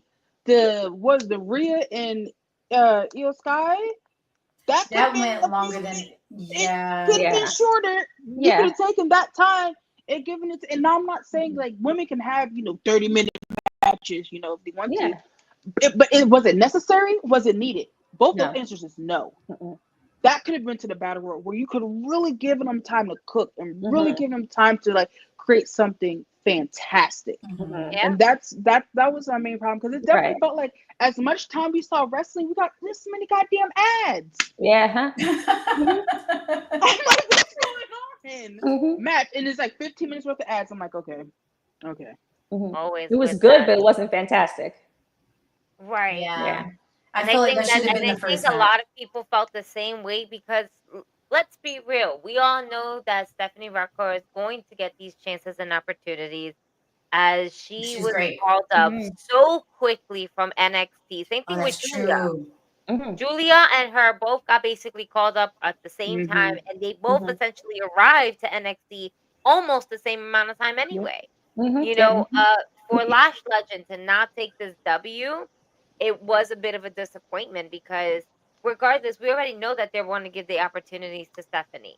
Why not give it to someone else who's going to go ahead and try to make something out of it? Like, for me, I feel like, and I love Stephanie Rucker because she's a Latina, and I am always here to support all my women and all my Latina women for sure.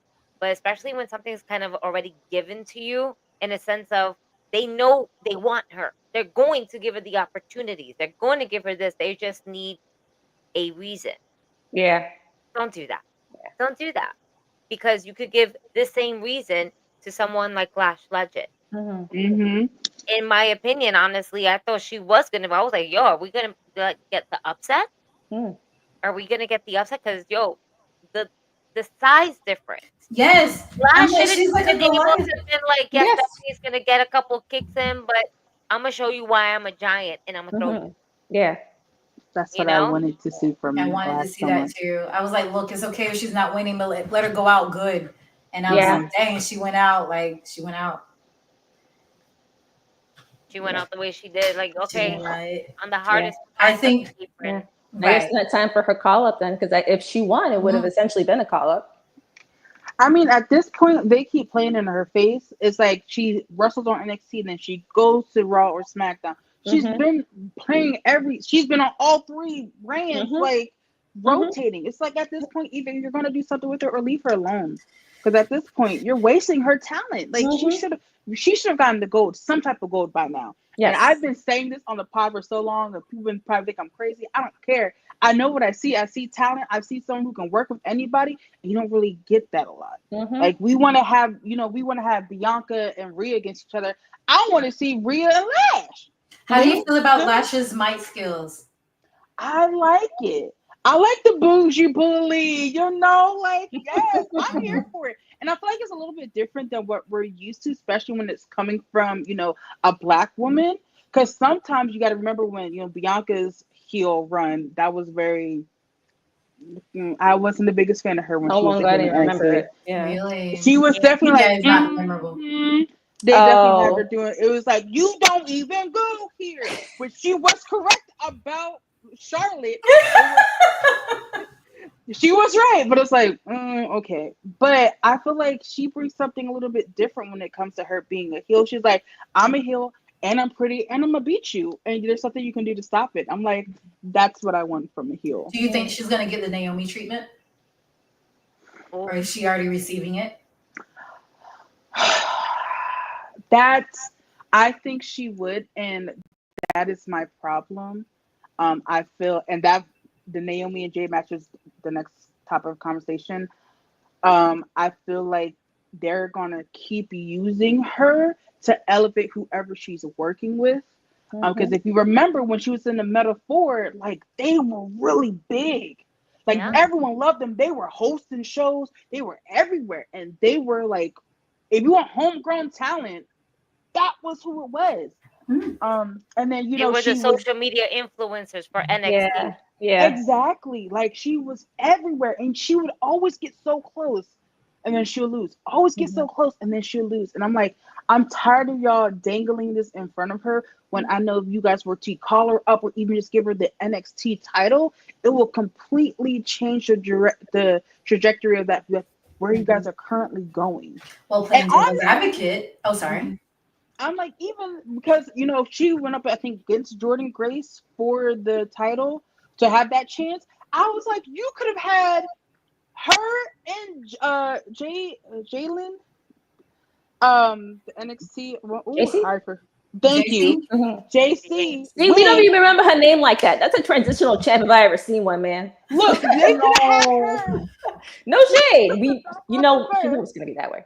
You could have took a belt off of her, and then you could have had her winning TNA, and you could have had Trick and her be the power couple. Yeah. I'm not thinking of that. Hello? Ooh. Yeah. Give it to me. That would have ate down. That would have ate down. Y'all would have been feeding us for a while off of that. They've been But talking then- about Where Lash. is our Jay-Z and Beyonce of wrestling? Where is our Jay-Z and Beyonce of wrestling? We need a power couple. Very It was similar. right and there. I don't mean to say it like that, but we need a power couple. Look how amazing Triple H and Stephanie McMahon were. Look how fun it was to see Vicky and Edge, believe it or not. Like, Yeah. It was right. That was fun. But Scary. when you have but someone fun. that has the amazing career That's and still going on, like Trick Williams, and then to have a woman, his queen, stand right next to his place, both champions, how amazing that would have been. They could That would have ate down. And I can see them in like the Coming to America outfits, looking real regal and stuff. Look, Yes. Stop before I'm Beyonce. telling you. Well, Bianca hears this and she makes it for her and Montez. Yes. Right. But you love them, but still. Oh, So playing devil's advocate, maybe I hear this often when they say like they want to spoon feed people so that way when they finally do get over, they will be because they're robbing so much from them. That when they finally get like, I think that's what made the main event, the finish of the main event, so sweet. Because we've all been getting behind Naomi, how she's been treated through the decades. Oh my God. And then what's happened, and then that whole debacle where she left and came back, and we were like, oh, she'll get better treatment. And then we were like, oh. Still waiting. And then that moment happened. Now, one can say it's circumstantial, another can say it's very, very long-term inadvertent storytelling. Maybe. I'm not giving them an inch. I'm not gonna say I feel valid. I don't trust them because my problem is WWE has this weird thing of like when certain wrestlers once they'll strike when the iron is hot and they'll push them. Lash's iron has been hot, and luckily it hasn't gone out, and you don't see that with a lot of wrestlers nowadays. You don't see it where they'll constantly keep cooking and fans will keep wanting to see them and they'll get a bigger and bigger pop every time. You don't do that. You don't see that often. I just feel like they're going to keep doing the same thing to her, and they're looking like, okay, well, everyone already left and you ain't on the main roster yet, so here's NXT for about 2 days and then you're going to lose it to somebody. Since we did bring up Naomi, let's bring up the Jade versus Naomi match. I still maintain that Jay should have had her run in NXT before she came to the main roster. I agree. That match was like 10 minutes. Yeah, it was quick and it was no holds barred, but it didn't feel like it. It felt like a regular match in a lot of ways. It felt very safe, despite how unsafe the match was. Like, I have to say, Jade has come such a long way. Yes. And I think the reason why they didn't put her in NXT is because she came off of so much star power. Oh, yeah, of course. That the company wanted to make money off of that. Yeah. And put her with talent to hopefully elevate her. Because what I feel that happened in AEW is which blew my mind, that she didn't really have matches with like what we consider like really, really good workers. Not to say that the matches she had, they were bad workers, because I think Red Velvet was really good, and that's one I can definitely remember, and Thunder Rosa. But it's been so while I can't remember them all. But then there's like Britt, who she never got in the ring with, and what's her other name? Jamie Hayter. Like, and I'm like, those in order to get better, no matter what your skill is, you have to be in the ring with better. That's why some of us wrestlers get stuck. Because we're either made to elevate someone else because we are the better to them, but then we're not getting the higher matches. And I think that's what happened with Jade, because Jade's athletic. She has the look, and she's so willing to learn. Like, I've had the pleasure to meet her. Like, we trained in the same facility for a little bit. She wants to learn. She wants to do. She cares about what she does, despite what people think. She just has to be given that. Now, I don't know what she's like now, I don't know, but from what I remember of Jade, she really wants to, she really wants to learn. But I do think she needs way more like experience with top tier. I'm glad it was Naomi, but that match didn't do it for me. It really didn't. It occurred to me recently that if we can go back in some wrestling history, it's Eric Bischoff's fault that Goldberg broke Bret Hart. And that is because Goldberg's run was squashes. He would come in and just, hit maybe one or two spots, do his big spear, and that was it. Jade was similar because 90% of her matches was squashes. They didn't have the opportunity to actually work a match that was longer than 5 minutes. So you can't get better if you don't have the time to work. And especially now when they're doing like no house shows anymore, they don't have the opportunity to work in a ring all the time. And working in a ring without spectators is very different than working in front of a group, an actual audience. It's a different thing. You learn how to call matches differently.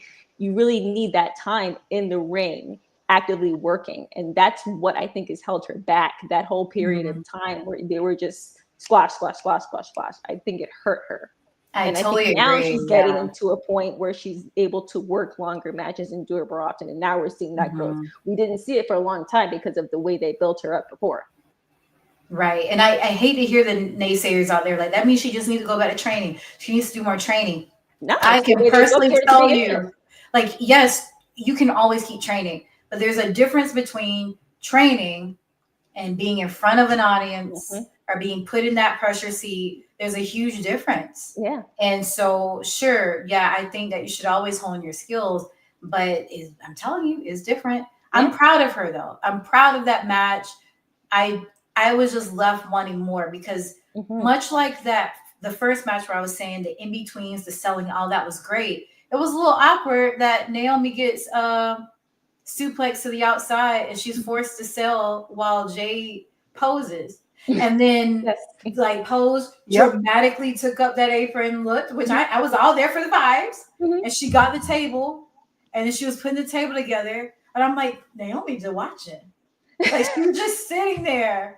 I'm like, I would have gradually tried to crawl away or something. So like, well, I don't want that table. She wanted it. I don't. And she was there, and then Bianca was there watching too. She was checking on her, and she was like, "You okay? Oh my God!" And she watching. Are you okay? Are you hurt? Yeah. Oh, but she sat there and watched Jay put that table together, and they both sitting there like, "Yeah, girl, she putting that table. You finna go through that? Nah, I ain't going through that. You okay?" Like that was the dialogue that was in my head. Yeah. I'm not even gonna lie. I really thought for a split second though that Bianca was going to inadvertently cost Jade the match. Yes. I was waiting for it. Me too. I was waiting, and I'm gonna be real with you. I did not expect Naomi's cash in, and I know we're gonna touch base on that in a second. I wasn't expecting her cash in, so I low-key wanted Naomi to win this match because Yeah. how many Mhm. times are we gonna have Naomi and Jade, and Yeah. Jade is always This is the one third getting match the so W, far where it's right? always Yeah. it's been Jade. Like, come Why on. is Jade's always getting the W? Let Naomi get this W and everything Mhm. like that. Like, And they dang, gotta at have the least let it be. storytelling. But I You don't think bring Jade can matches to have one win this one, have one win the other one, and then the Yes. third, like whatever. Yeah. Kind of like whatchamacallit, a 3 count match or a two falls count anywhere. Yeah. Mhm. But Like, I honestly like the fact that it looks like there's this one Goliath that you can't beat. So Mhm. now you're a champion. So Jade could be like, I've beaten you so many times before. Now I could be champion. This is a cakewalk. So now we're waiting to see how Naomi overcomes Jade. Should Jade come for that title? Mhm. I mean, but Naomi hasn't been winning before that. So she don't got one Goliath, she got about 10 of them. To be quite True. honest. She hasn't. That's my other thing. Like, Naomi went on a really long losing streak. And that's where I'm kind of like, you're really setting her up for failure here when it comes to like Money in the Bank. I was like, I swear to God, she don't win. Me and Triple H, I'm gonna show up in this house. Yes. Like, don't ask me how I got there. you're like, excuse me, is this the residence of Mr. Paul Levesque? Not the official, not the government. It's like you keep having her lose, and it's like I'm happy that she won, but I'm like, there's more that she can give. She is amazing. Like, when she's in a match where she can do her thing, she is amazing. Anytime that she's in a Royal Rumble or anything, look, her and Kofi were going back to back. Who's gonna do the craziest thing for numerous years? Yeah. And I'm like, her fighting Jade, and I understand, like, you need that in ring, you need to feed off of people, but there's just certain things where I'm like, she just needs to work on that. No Tino Shade setting up a table. I'm gonna need her to work a little bit faster than that. That's why, as long as a match. I hear the heavy. And it's hard to do. I was like, well, do something else to her than a suplex, because I was like, dang, they are heavy, and finding the weapons and stuff, making sure that they're where they need to be, or you're searching, that can happen. And I make a joke about it, but like I know how that can happen, and you just kind of got to roll with it. I do want to say, keep this in mind. When you have the title, no matter what title it is, sometimes your brain goes into, I'm going to do whatever it takes to keep this title. So maybe this is the next bump, so that way we can see, oh, what is Naomi really capable of? Because now she got it. I will be pissed if she loses it in 4 seconds. Because that's happened before. Happened before. So now I feel like there's even pour more one out for Kofi Kingston. So I'm like, I want to see the storytelling that they can do with this, because they have it. WWE, you have it. Let's see it. If it's taking it 4 seconds, I don't know what I'm gonna do. But don't hold your breath, baby, because I think at this point they're kind of done with the story, to be quite honest. Because she's saying, in my opinion, this is the way that I thought of it. Okay, so she got the belt. I'm like, great. That means Jade was going to go after Naomi at SummerSlam or whatever the next pay-per-view was. Right, but she has a match with Tiffany. Exactly. So if she going after Tiffany for the belt, there's no point in her. That's the end of the feud. Close the book, is done. We hit the last page. There's no sequel. Yeah, there's nothing left. Remember when they cut that promo with when Tiffany was kind of putting Trish Stratus as the challenger or whatever, Jade came out and she was like, I don't care who wins, just know I'm coming after whoever's next. And so they're looking to have Tiffany versus Jade at SummerSlam. Now we just need to find an opponent we have the opponents. They just announced it tonight. It's going to be a triple threat match between we're running it back, Io, Rhea, and Naomi at SummerSlam at Wait, are you serious? I'm not watching that. That was the first thing they mentioned. I'm watching Monday Night Raw right now, so that was the first thing they mentioned. I'm so sick of Rhea. let's bring up the let's go to the last match because that just raised my blood pressure. I'm so sick of this thing. I wanna say one thing about Jade first, and we'll get there in a second. I think a lot of us didn't expect this cash in because it's not the belt we expected her to go after. Yeah. So it means that she's gonna be on Raw now. Jade is doing a movie very soon. Unfortunately, if you look it up, it's a horrible synopsis. She's working with Jonathan Majors. Thank you. Working with that man. It's going to be a shitty movie. But they're apparently starting to shoot that in like end of August, beginning of September. So if they keep to that schedule after SummerSlam, you're going to be gone for a while. So they probably wanted to wrap this up with Jade and Naomi for that reason. And that might be why we saw the way this title played out the way it did. But they were looking for an ending of it already because of people's schedules. The movie is called True Threat. Okay, True Threat. I had to look it up. I was like, really? I'm so mad. Tell us the name of her character. Sky and Naomi. We're really getting this sick. I'm so sick of Rhea. She plays Mika. So sick of Rhea. What's Jonathan Majors' character? Jonathan Majors' character. What's his name?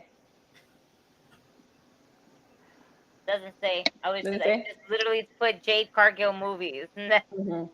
It's awful. You know, Jonathan Majors. Ray is sitting on this match. She has. You don't understand. I'm so sick of seeing Rhea and Io Sky fight for this damn belt. I was like, okay, we're fighting on this. This was it because this was a fantastic match. It was too long. It was supposed to be over. That crowd work, but again. So now it's officially a triple threat. So we're gonna get all three. Where's Stephanie at? Stephanie, where does she? Is she supposed to get a title? Well, I like the crowd work. I just wish it happened sooner. Same. Because you rarely see, the ref is out.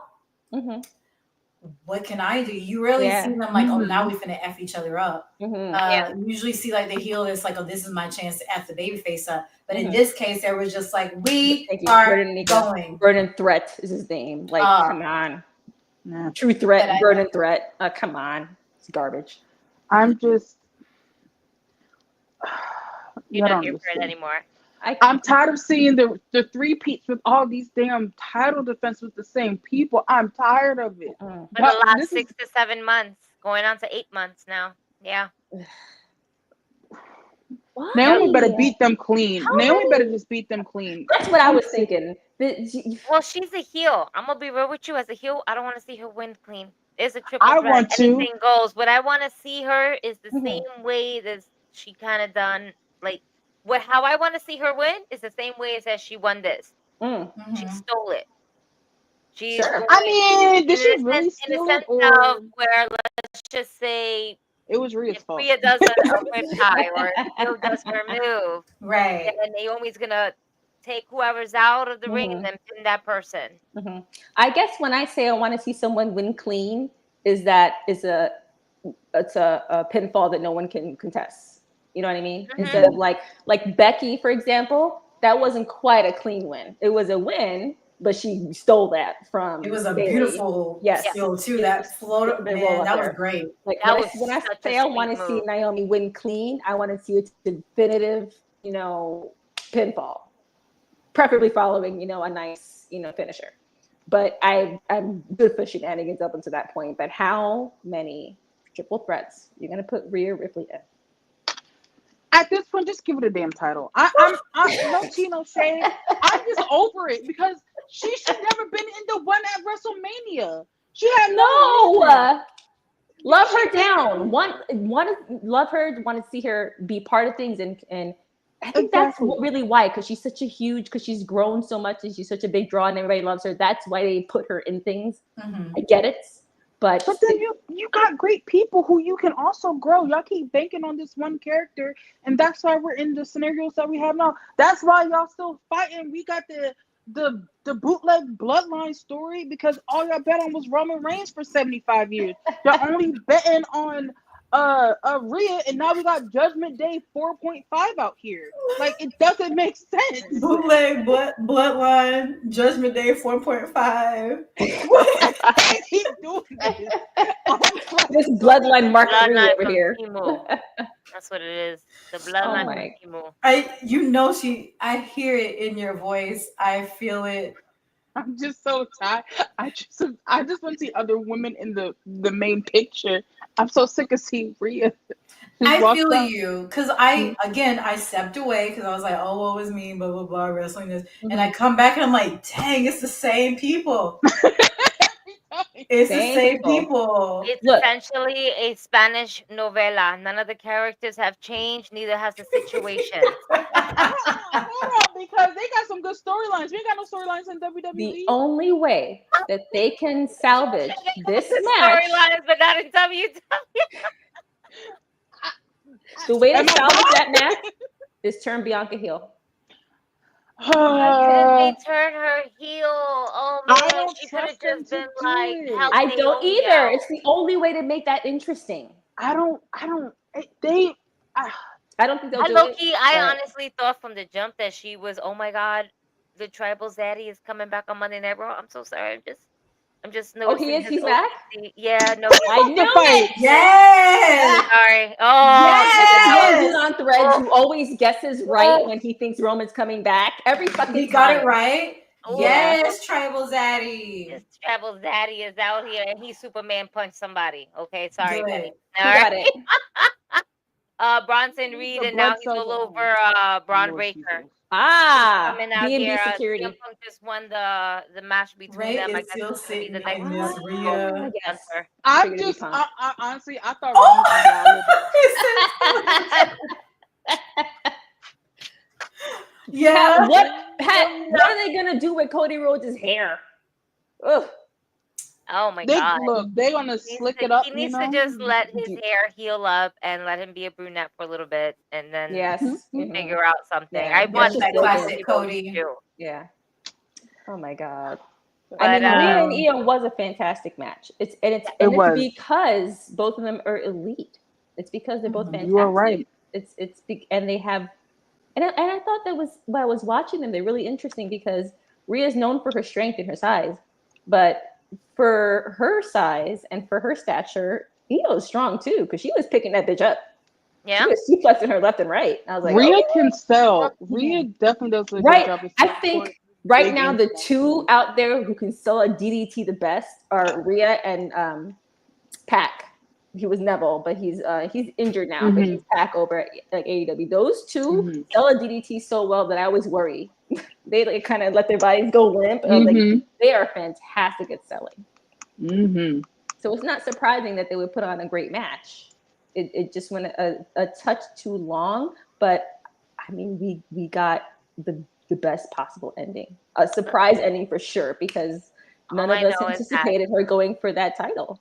If I'm going into my GM mode in my WWE 2K25 game, by now they would have given me the red bar stating, "This is stale. This is stale. Switch it up. We've done this too many times. Let's stop going to the well." All right. Yeah.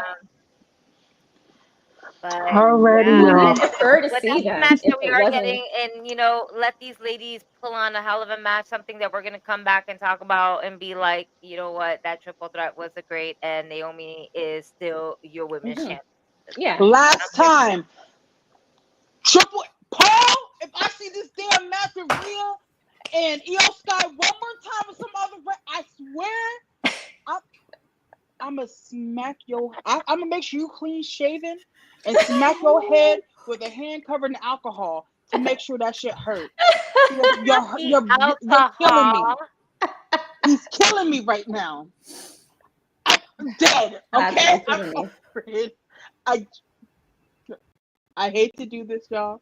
And SummerSlam always is like, it's always the evening of. SummerSlam always has a triple threat. Always. Because I kind of feel like by that period in the year, they've booked themselves into a corner or two where they're not they have a champ. They're not sure of the one person they want to put in front of that person, and it tends to be the women that they do it with. Yeah. Because look how, I think, what was last year's? There was there's a few years back where it was Charlotte, Rhea, and Nikki ASH. She had that title. And Charlotte's been in Oh, I remember that. Charlotte's been in so many fucking triple threats in so many functions. Fucking, she's a queen of triple threats.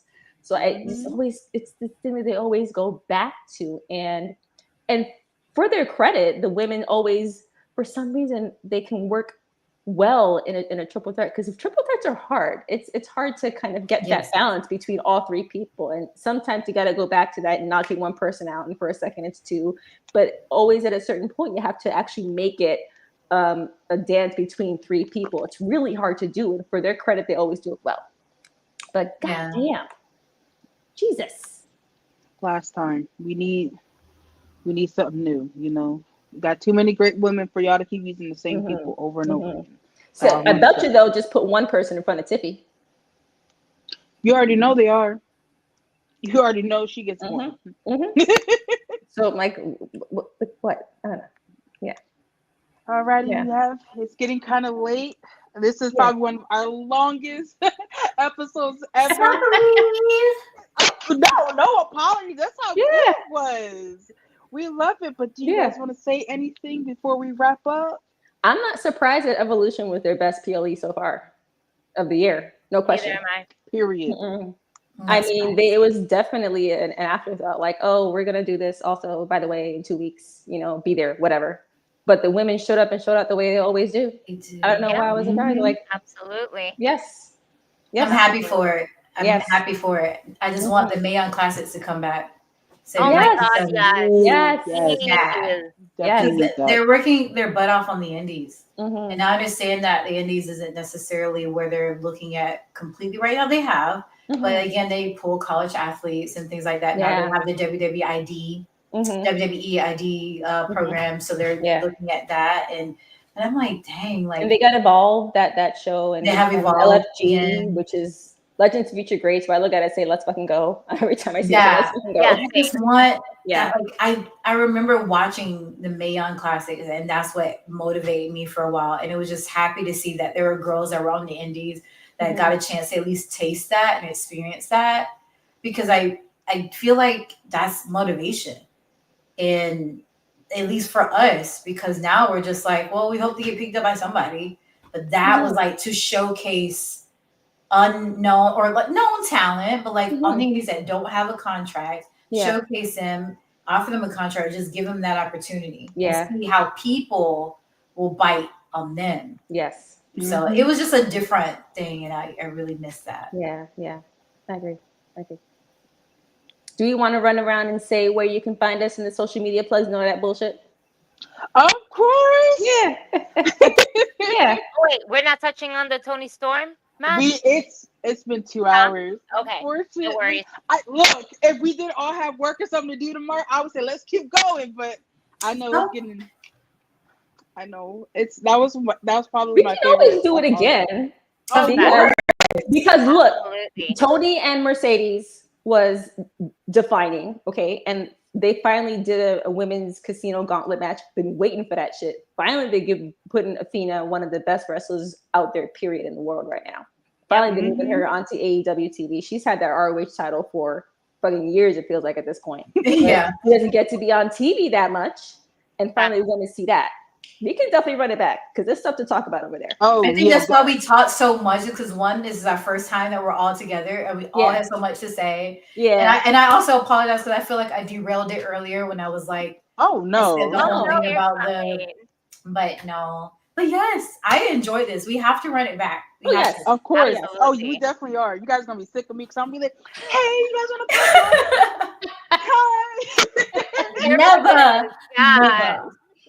Not at all. Run the group chat. Yes. But please let us know where we can, Shalante, we can start with you because you are in my upper left, and we'll just kind of go down where we can find all your socials and everything. Well, of course, I'm Shalante Royal. I am wrestling's best musical diva, and you can find me on YouTube. I also have a Twitch channel, which is Shalante Royal. I'm on IG, Facebook. I'm still going to call it Twitter, even though I'm not on there as much. Blue Sky. I am currently injured, so I'm not actively wrestling, but I am the general manager at PCW, and I like to have some fun with the women's division there. And I say YouTube, all that jazz. And hopefully you'll find me here again. But thank you so much for having me. And I'm all about support independent wrestling. So yeah, support me, follow my journey. And I'm also rooting for you ladies. Thank Yes. you. Gigi, you want to go Guys next? can totally find me at GigiFor.TheWin on IG, on TikTok, on YouTube. It's literally the same thing all across all my social media platforms. Again, GigiFor.TheWin. You can also catch me this Saturday, July 19th, live at the Mecca, as I will be sponsoring Ooh. an awesome match at Respect the Craft presents Respect. And I will be going ahead and sponsoring the Janai Kai versus Valentina match. Thank you for supporting the indie girls. I love my indie girls. I always support my indie girls. Janai Kai is one of my favorites, so I'm always here for it. None against you, Valentina. If you see this girl, you know I'm rooting for the whole match. I'm just rooting for like women's wrestling. Okay, I'm just but you can definitely go ahead and catch me there July 19th, live at the Mecca in New Jersey this Saturday. If you guys want to I'll be there. Okay. Are y'all streaming, or are we going to see it release after? We are going to be streaming on YouTube, so you'll definitely be able to catch it on Respect the Craft YouTube page. Okay, perfect. All right. All right, I'll make a note. All right, for me, I'm PennienotPenny on IG and Threads. That's where I do most of my work. I spell it Penny, P-E-N-N-I-E, and then not Penny with a Y, just because it's a long story. But I'm on IG and Threads over there. I keep my home wrestling league. It's at home_wrestling_league. And we post across YouTube, Apple Podcasts, and Spotify. And I try to keep like home wrestling league just to like my wrestling posting, and my PennienotPenny to like everything, from a lot of political stuff over there, because it's hard to get, because we live in a fucking authoritarian dictatorship now. But for the most part, it's kind of a Venn diagram of a lot of crazy bullshit. But you'll find me on both of those spots over there. Okay. Yes. Awesome. Thank you. And this, of course, has been your host, RayeDay with the AK. And thank you all for coming. Yes. And I love it. And we're definitely running this back. And make sure you guys follow everyone. And thank you all for your time. You guys all have a great night. You too. Good night. Bye.